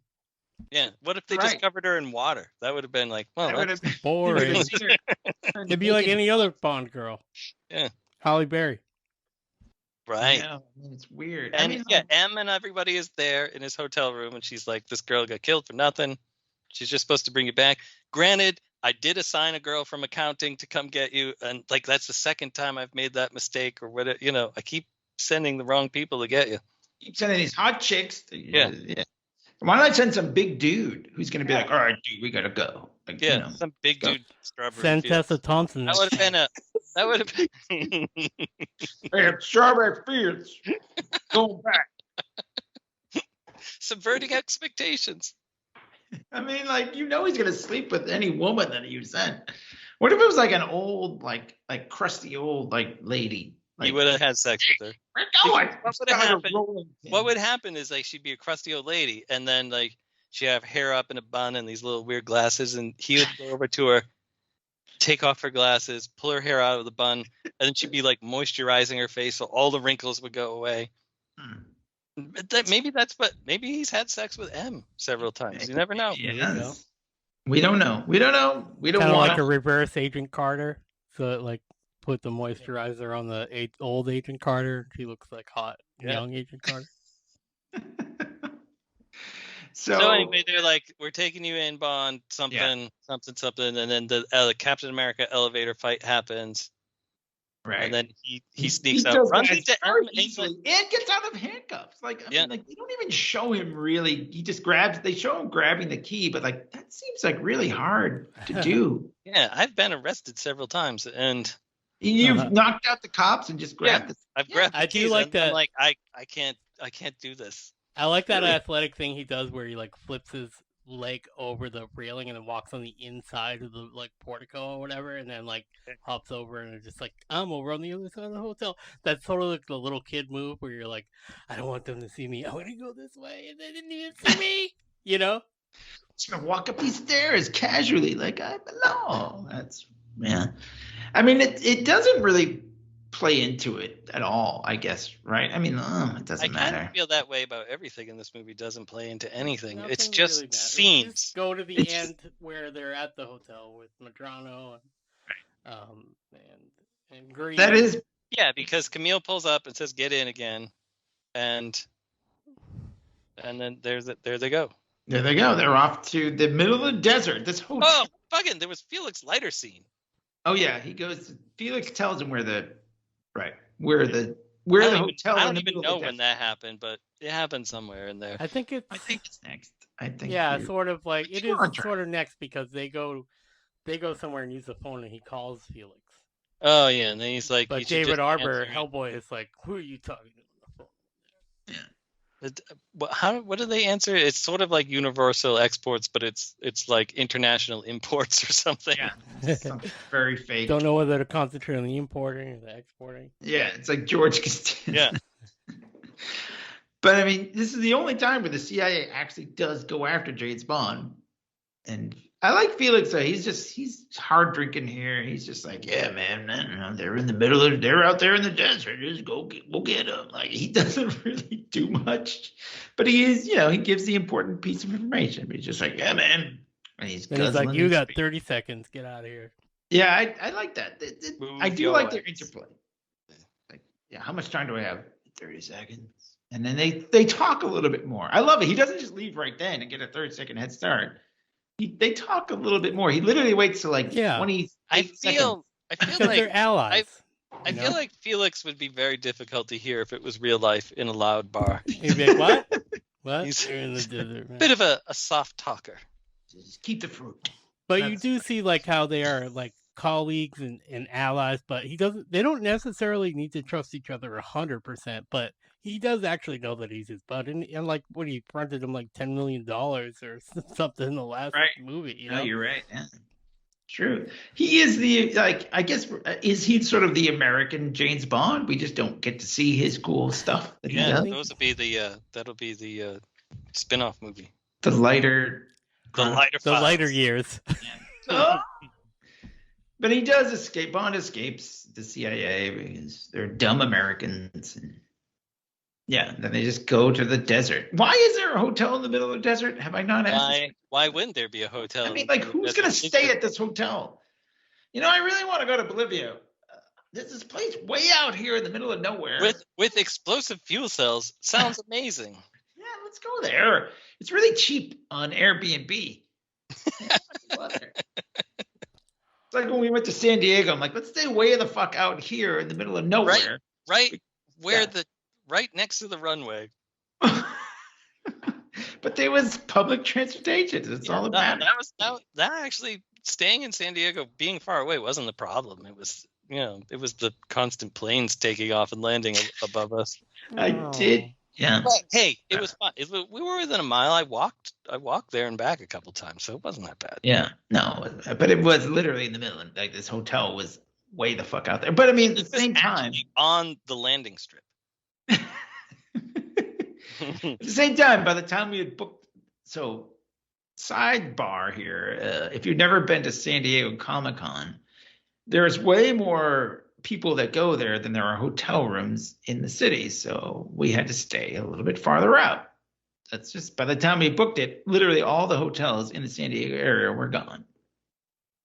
Thank you very much. Fine. It's no big. I'm not complaining about it. I did get sick in that, by the way, and I puked. That was the first time. Yeah. Not the second time. Right. The second time we actually stayed closer to the... That was the second time was when we were with the airport. Oh, but we were, whatever. Also, we didn't, no need to get into it. It doesn't, I don't know, whatever. So they go off to the hotel in the middle of the desert. Yes. Clay is like, stop talking about your stupid misadventures. This hotel that has, like, I will say the one thing I did like about this scene. So, first of all, Camille and Bond are sort of like, they're out on the outskirts here, and they're like, okay, here we go. And they're loading their guns, and they're like, okay, we're going to do this. And I do like Camille's, she's like, I'm good to go. Like, she's ready. She's going to kill this motherfucker. Yeah, and Bond gives her kind of like a pep talk. Yeah, he's like, you ever killed anyone? And she's like, whatever. Have you ever seen a grown man naked?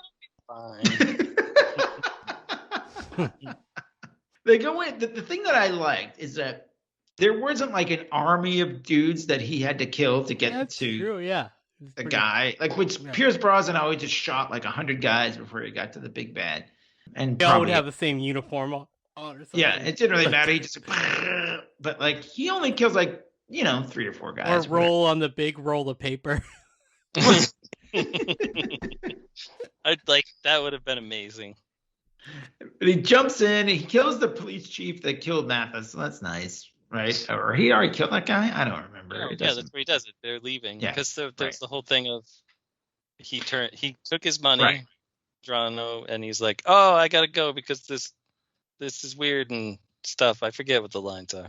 Dominic Green is kind of screwing over Generalissimo Moderna. So like, he's like, I'm going to own 60% of all Bolivia's water. This is where we kind of finally, it's like it is kind of Austin Powers-y. Like they could, yes, $100 million. Like it's kind of like, I'm gonna get all your money. Like I'm gonna get your water. I'm gonna own a deciliter of waters in here. It's Yeah. like, who cares?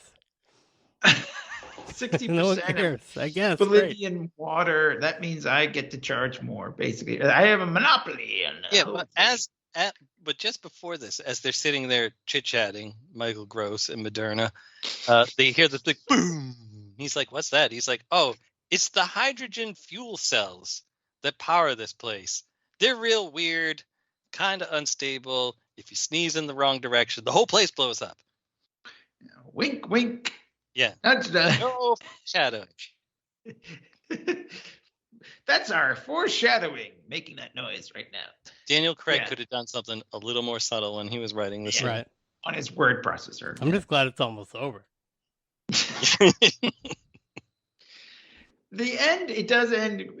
I mean, it's fine. So they get like the fuel cells obviously explode because they're like, what is it? It's like they back into it or something. Yeah, like a truck or whatever. It's like Bond like takes the truck. Place to leave a fuel cell where it could just be plowed into. Yeah. And then this place explodes for the next 15 to 20 minutes of the movie. It does. That's where I saw some sketchy CGI. It was like a big explosion, and then there was like it's where they do that with a guy in front of it, and like it was just not right for like a second, and then the rest of it looked fine. Where it's like the Matrix. Yeah. And that's where Elvis blows It's up. fine. It's fine. I don't know why I'm nitpicking. And General Moderna is about to rape another woman, like for no reason. I mean, like that seems a little gratuitous. I'm gonna just say. Kind of what I'm He's saying, like, I bring my beer back to my room so we can, so I can just be awful to you.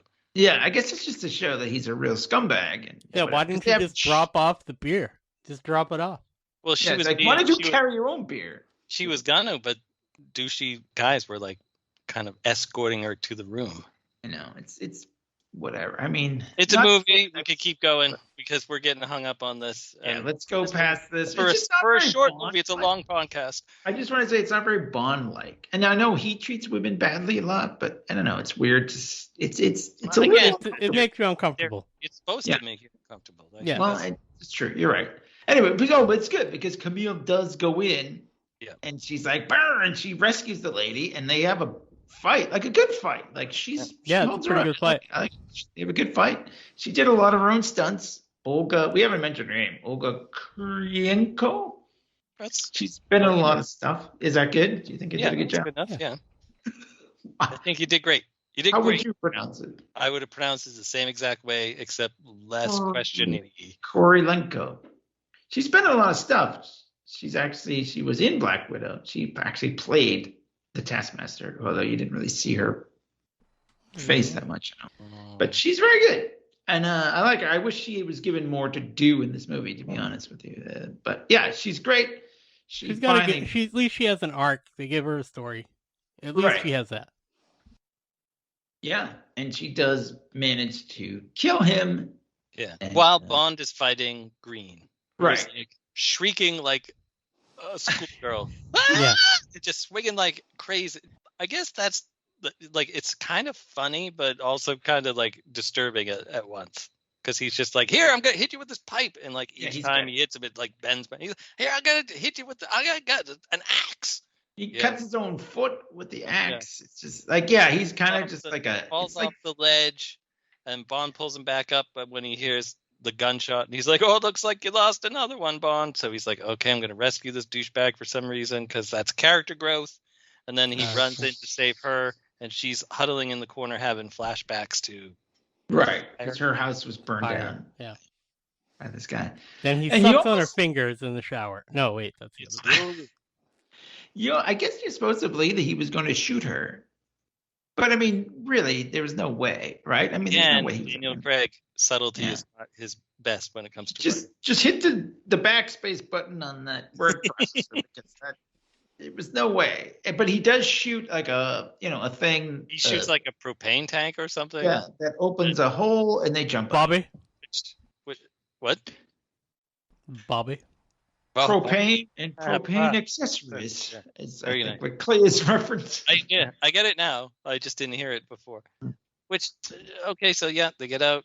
Yeah. The place doesn't burn up more because that would create more problems, right? Yeah, it just stops as soon as they jump out. We did go to the backdraft exhibit at Universal, so we know a thing or two about fire. Yeah. Oh, that was So- 100% accurate.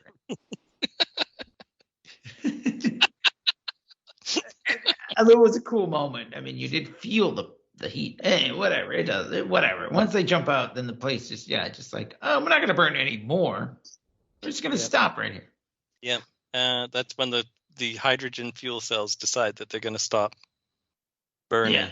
And meanwhile, Green is like hobbling out into the desert. And Bond is like, hold on. Just give me a minute. I have a question. And he gets in a car and just drives out. I think he lets him walk for a while too, because he's like seems like he's made it pretty far. But he leaves Camille just With right that bad there. foot. The burning desert.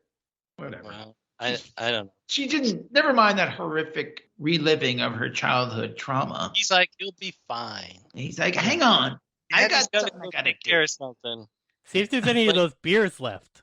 That's what I would say. Una cerveza. Those big 40s. And so, like, we don't get the conversation though either. That's like the weird thing. Yeah, he's like, I told you everything you wanted to know. But when did he do that? like on the car ride. It's like, what? I answered all your questions. I don't think they knew what they wanted to do with it at this point. So that's why they kept it vague. And they're like, we'll just answer that in a future film. Maybe. Man, it's just so weird. Like, and then he hands him a can of motor oil and says, I bet it'd be about, a couple miles for you. It's like 20 miles. 20 miles. It's like, where you consider I mean, drinking like, that.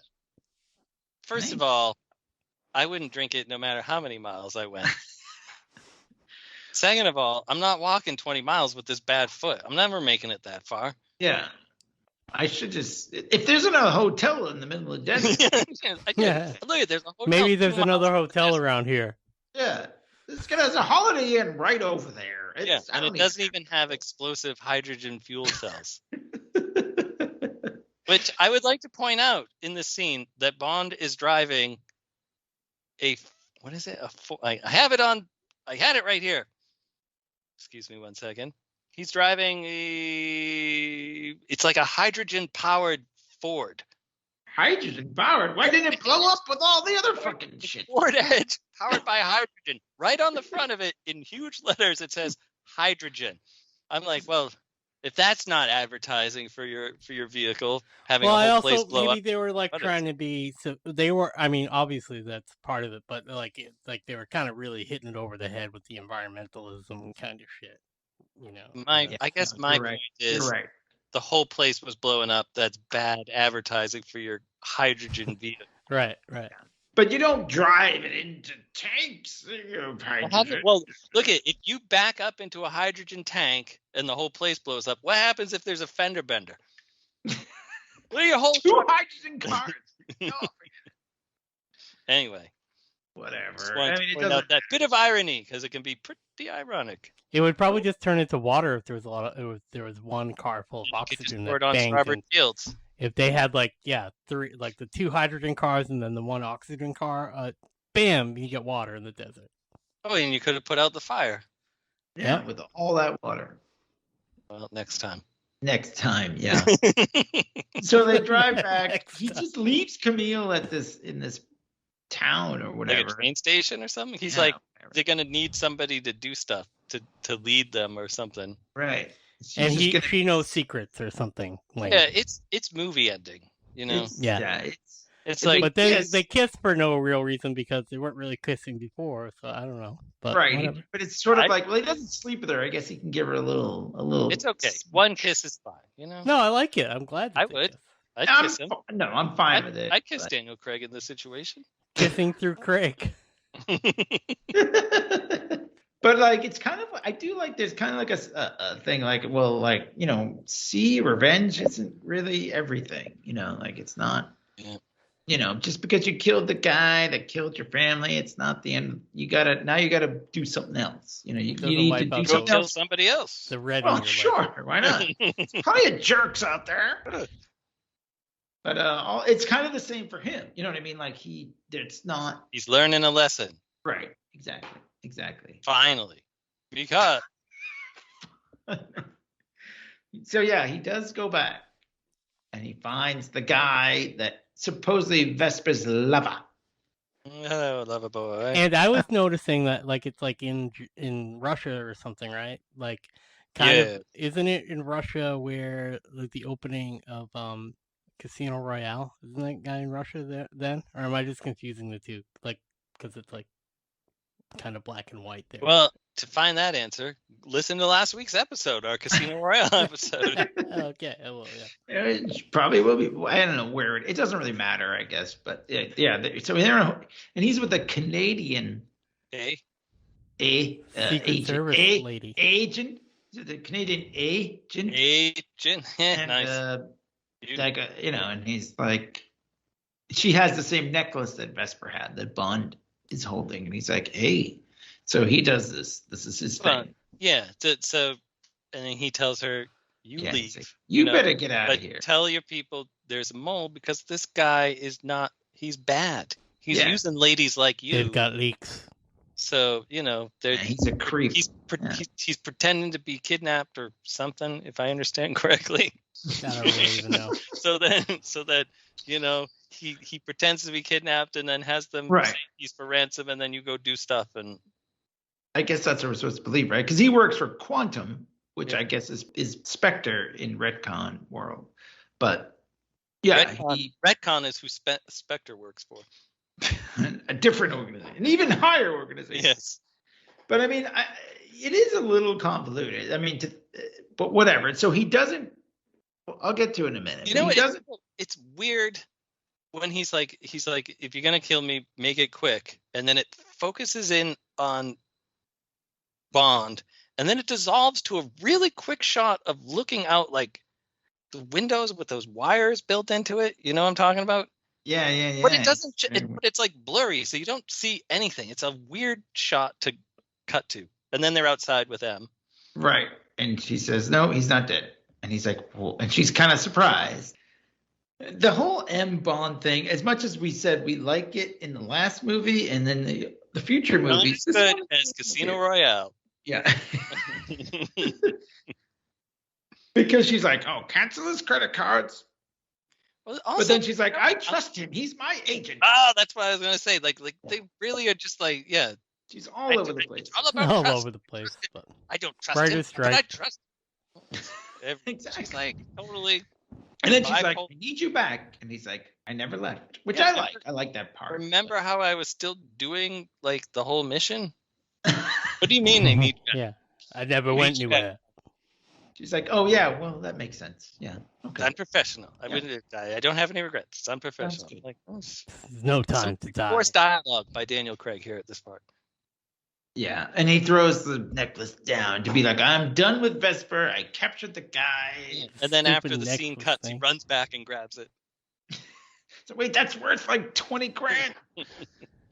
I mean, okay, so this wraps up the Vesper storyline, but like, okay, so she says Dominic Green was found with 2 bullets in him and a stomach full of motor oil. And some motor oil. Yeah. Yeah. She's like, did you have anything to do with it? He's like, huh? I wish I could help. Yeah, he's like, he didn't shoot him. He didn't shoot him. No, it's probably the Quantum guys, I guess.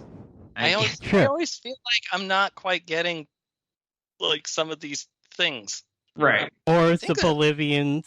You don't know. Anybody could have Somebody shot him. Obviously, Bond. He's got a lot of enemies, that guy. But did he drink the motor oil, or do they like pour the motor oil down his throat? No, he drank it. He was trying to kill himself. Why bother killing yourself? Why do that? Yeah, like I don't understand. He's like, hold on, guys. Let me one last request. I think that James Bond was like trying to torture him, like basically like saying like you're either gonna kill yourself by drinking this, or you're gonna die of fucking exhaustion in the heat. But somebody finally caught up with him, and he had already drank the motor oil. Then why shoot? They shot him before he died from the motor oil. Well, they were like probably drilled him for all this information, and then like had a brutal fucking. He's like, I murder. can't talk. I'm motor oil. Hang on a second. Yeah, I don't know. I mean, whatever. It's very convoluted and it's Unnecessary. It's And unnecessary. kind of lame. Yeah. Bond should have just shot him. Who fucking cares? It's Dominic to Green. torture He's him. one of the lamest Bond villains of them all. He wanted to torture him as much as he could. I mean, all right, fine. But why torture him? He's not because if he was behind the guy who He was behind the got guy desperate. working for Retcon, working for Spectre, working for right. Quantum. Like And the guy he's with the not Dumb like- and Dumber haircut. It's not like he killed Vesper. You know what I mean? Like this is a guy, like it's like swingers. Yeah, he killed Guy someone. behind the guy. Yeah. Right. But he was also he had a hit on James Bond. He was like trying to tell the CIA they need to kill him. Yeah. Yeah, but that never really that never really happened. Right? And except He that was on they David did say Harbour's side, though. David Harbour was demoted and Felix was promoted. So David Harbour is out and Felix is now the whatever his title was. Hellboy out, Westworld in. Exactly. Yep. I am the Watcher. Whatever, it's fine. It's just setting up like, oh, Felix and Bond are gonna be buddies. But like they never really say what happens to David Harbour, and who cares? He's just a creep. But I don't know. It's very weird. And but thing that so Vesper, all right. Yes. I'm trying to figure out this person. Get to it. Right? Vesper was seduced by this guy. Yep. And then And then okay. they pretended that he was kidnapped. Right. He's like, so you he's a have to go and get this information from Bond, or else we will or we kill. will kill your boyfriend. Well, I don't even know if get this information from Bond. It was like get this money. See, I guess yeah. it was. I guess it I'm was sort the of money. like Right? I'm You're right. sort of like I think that's it. They kind of fucked it up, right? Like in Yeah. this movie, like I I hate don't to think it say matters. well, it doesn't matter in the grand scheme of the world, but I mean, if you want to believe when you're this world character, if you want to believe that Vesper was actually a good person, right? Because she did sleep with James Bond, even though she supposedly loved this other guy who was actually not a good guy. He was a bad guy all along. Yeah. Like it kind of makes Vesper look like an idiot. I don't know. I'm sorry. I don't know. And then it makes James Maybe. Bond look like an idiot as well, Right. I mean, because he was in love with someone that was stupid. yeah, who was Makes just sense. doing it for And he's the number this one other spy guy who who was not a good figure it guy. out. But He's did the she number one really spy. love him? According to Mathis, yes. Thank you. You know what I mean? It's all very weird, and this is why I think when I came out of the theater that first day, I was like, "Oh, this movie is just I don't have anything." I don't hate it as much as I did that day, but It is a little unnecessarily complicated, yeah. and I still don't know if I understand it correctly, and that makes me feel stupid. You're Well, just we a should roll- I'm stupid as Vesper. We could talk Vesper all night. I think we should roll the final thoughts. All right. Well, I have one more thing to say Go about for this. it. Is it. that he says, I never left, and then finally he's James Bond after finally being James Bond in the last movie. And coming up in the next movie, spoiler, he's finally James Bond at the end of that movie. It really makes me annoyed that they keep doing that. And then you get your gun barrel, Right. and boom. You're right. You're supposed to get character development. Like But he keeps it's literally the same keep ending. having it again. I agree. He's better, more powerful vampire. I guess he just keeps becoming Bond again and again. That's and again. why they Right. called that documentary Becoming Bond, because that's Right. the ending of every movie. That's what you have to do. All right, now I can move on to final thoughts. All right, I'll You go first. I'll do it. I'll do it. I feel like there's a good movie in here somewhere, right? Like there's a very good movie in here if it was written well and edited better. You know what I mean? Like the ideas that they had weren't bad, Yes. but the execution wasn't great. I don't know. I don't. I know I came out of it very disappointed the first time. I'm less disappointed now, but it's still not a. It's still got some flaws. But it's fun. All right, I'm focusing on the positives. It's a fun action movie. You're right, Clay. It doesn't have the great lines and the hashtag. It's not as cool as Casino Royale. But I mean, very few movies are going to be as cool as Casino Royale, right? Yeah, that's an A+ movie. Right. But I mean, I don't even know. This is like B-, I guess. Mhm. Let's say. I'll go with that. I'll probably say B-. But there is a lot of potential in there, and that something going to remake it, but I'll go with B-, and that's that's about as I could go a little lower, but I'm not gonna because I'm trying to be good. Nice. So there you go. Wow, very good. I'll go next. Okay. I think that my recollection and when I did my James Bond ranking, I think I put this kind of somewhere into like that I really didn't like, Spectre. So but I said that this was like a pretty good movie. Watching this again and watching some other criticisms, I'm like weirdly gonna say that I like don't like it as much as I thought I was gonna like it when I came to watch it for the podcast. Even though I've like said it's a pretty good movie, like in the past, I remember liking it when it came out, and like see some of the things that people are talking about on like the YouTube channels, and I like kind of agree with them, but nothing I really like noticed before. But yeah, like it's kind of like a weak sauce story, and I kind of agree with Thurston. Like it's a good movie in here. Um, Somehow it's like it's not a terrible movie. It's like fun. The girl is hot, like it's James Bond. There's action, So it's like I thought it was gonna be like, oh, this is actually like a really, really good movie. I thought that's what I was gonna say after watching this, but now I'm kind of saying I'll give it B- too. All right. There you Wow. go. Then, so say we all. Wow. I also give this a B-. Well, this is 2 times in a row we've all given it the same. I know. best. We're really Wow, boring. wow. aren't we? I feel that I also feel that there's a good movie in here. This movie is fine. It's just lacking. It really needed another go round in the scripting department. I had more stuff to say when Clay was saying stuff, and now I've just lost it all. I actually had points to make, but well, part of it is that like Mrs. Elder and I have watched all the James Bond films in the last couple of months, and then like we watching them again for this. So I've watched Quantum of Solace like twice in 2 months, and like the first time I rewatched it with her, I liked it more than this time around, because when they were getting to the hotel part, I was like, good. I'm glad this movie is short. I know it just goes quick from here. And it wasn't because I think it's a bad movie. I was just lost interest in it at that point. Where Casino kept me like vested Kept it going in yeah. it. Yeah, Kept you and even though desperate there in was I was gonna say that, but I wasn't sure if that would play or not. Oh, glad I got to do it. Thank Did you say vespered interest? Yes. Okay. Yeah, that was going to be like Clay said it. I was about to say it, and I was like, I don't know if that pun works or not. But Oh shit! I had a pun that I didn't get to say. I forgot. I was gonna say. well, say it. Say it. All right. Because I have the weird dummy story I still have to tell. I'm gonna say they had a fight at the opera. Come on!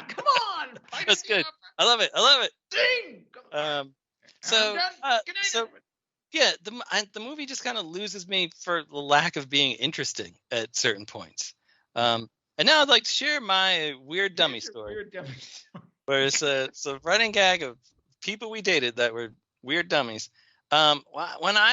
When GoldenEye came out, I've had like 3 Bond fanatic times where I've been really into it. Once in '85 when View to a Kill came out, and then in '95 when GoldenEye came out, and currently I'm going through it again. But in '95 I was dating a weird dummy, and so she was like, she was hip to my whole like James Bond fanaticism. But she wasn't really hip to James Bond. And at one point we were having a conversation about it, and she's like, I didn't really understand what the James Bond movies, like it was something about how the original I cut her off before she finished. She's like, why don't they just get And I was like, what, Roger Moore? Is that who you thought was the original James Bond? Because that's what I thought as a kid. I didn't know there was a guy before. And she's like, no, I thought James Bond was a real guy. Wow. And Wow, really? And that's why we're not dating anymore. Because I was like, this Like in like I don't even like Mr. T or something. Like I can't even imagine. Like what would you like? She thought like James Bond was a Wow. guy playing James Bond in a movie. You know, yeah, Right. essentially like Mr. like T he was a man. or Sergeant Slaughter. You know, where it was like a guy playing a Yeah. character, but he was really playing himself, but he's playing a character of himself. Jeez. Right. No, like so she's like, why don't you just get James Bond to play James Yes. Bond? Yeah. Wow. Yeah. Okay. I mean, Good story. Yeah. It's better than the And Quantum that's- of Solace story. I mean, not as good as not as cool as Casino Royale. Not as if bad. Peter Craig had sat down and wrote that story, like, at his whereabouts. So if James Bond just played a guy, didn't we have I shouldn't say a customer whose name was James Bond or something like that? Where did I? We had a customer named John F. Kennedy. We did have a customer named John F. Kennedy. Bill Murray. I don't know if we had one named James We had a Bond. Jim Morrison. I don't think we had a James Bond. Where did I don't remember. I know there's obviously someone in the world named James Bond, so maybe they should have just gotten him. And your weird dummy girlfriend would have. Weird dummy. Yeah. Well, just get that guy. Yeah. I mean, well, I guess if you're not educated, right? I mean, I feel like maybe there was a generation gap, right? Or so like when we were kids, and I remember View to a Kill, right, in 1985 ish. Yeah. Yeah. Remember that? Like and someone, you probably were the person, but I remember I saw it with my aunt. But somebody educated me and said, "Oh, so James Bond, this is a thing, and there's these movies, and this guy. He's the guy that plays James Bond. James Bond plays a guy named James Bond." And you're like, nah. Oh, stop. you said there's a guy named Roger Moore. Somehow I figured it out. This is Roger an actor. Moore. His name is Roger Moore, and he plays James Bond. And then a couple years later, there was a guy named Timothy Dalton, and he played James Bond. And that was how it worked. But, wow. That's like saying, why don't they just get Batman to play Batman? Right? Yes. I don't understand why they keep recasting Batman. Why don't they just get Batman to play? Do it. All right. Do it, Clay, for Jay. All right, let's wrap it up. Thanks for listening, everybody. We all gave this one a B-. Listen to all our podcasts on Stitcher, Spotify, or wherever you get your podcasts. And LeaguePodcast.com. Yeah, the Right. league will return. League will return. We will And return. then, you know, after you say that, you have to play the little All guitar. right. You know, And then we can show the barrel of the gun at the end. Right. We'll do it at the end, just like this movie. and All right. now we're actually the League Podcast. Again. And we will return.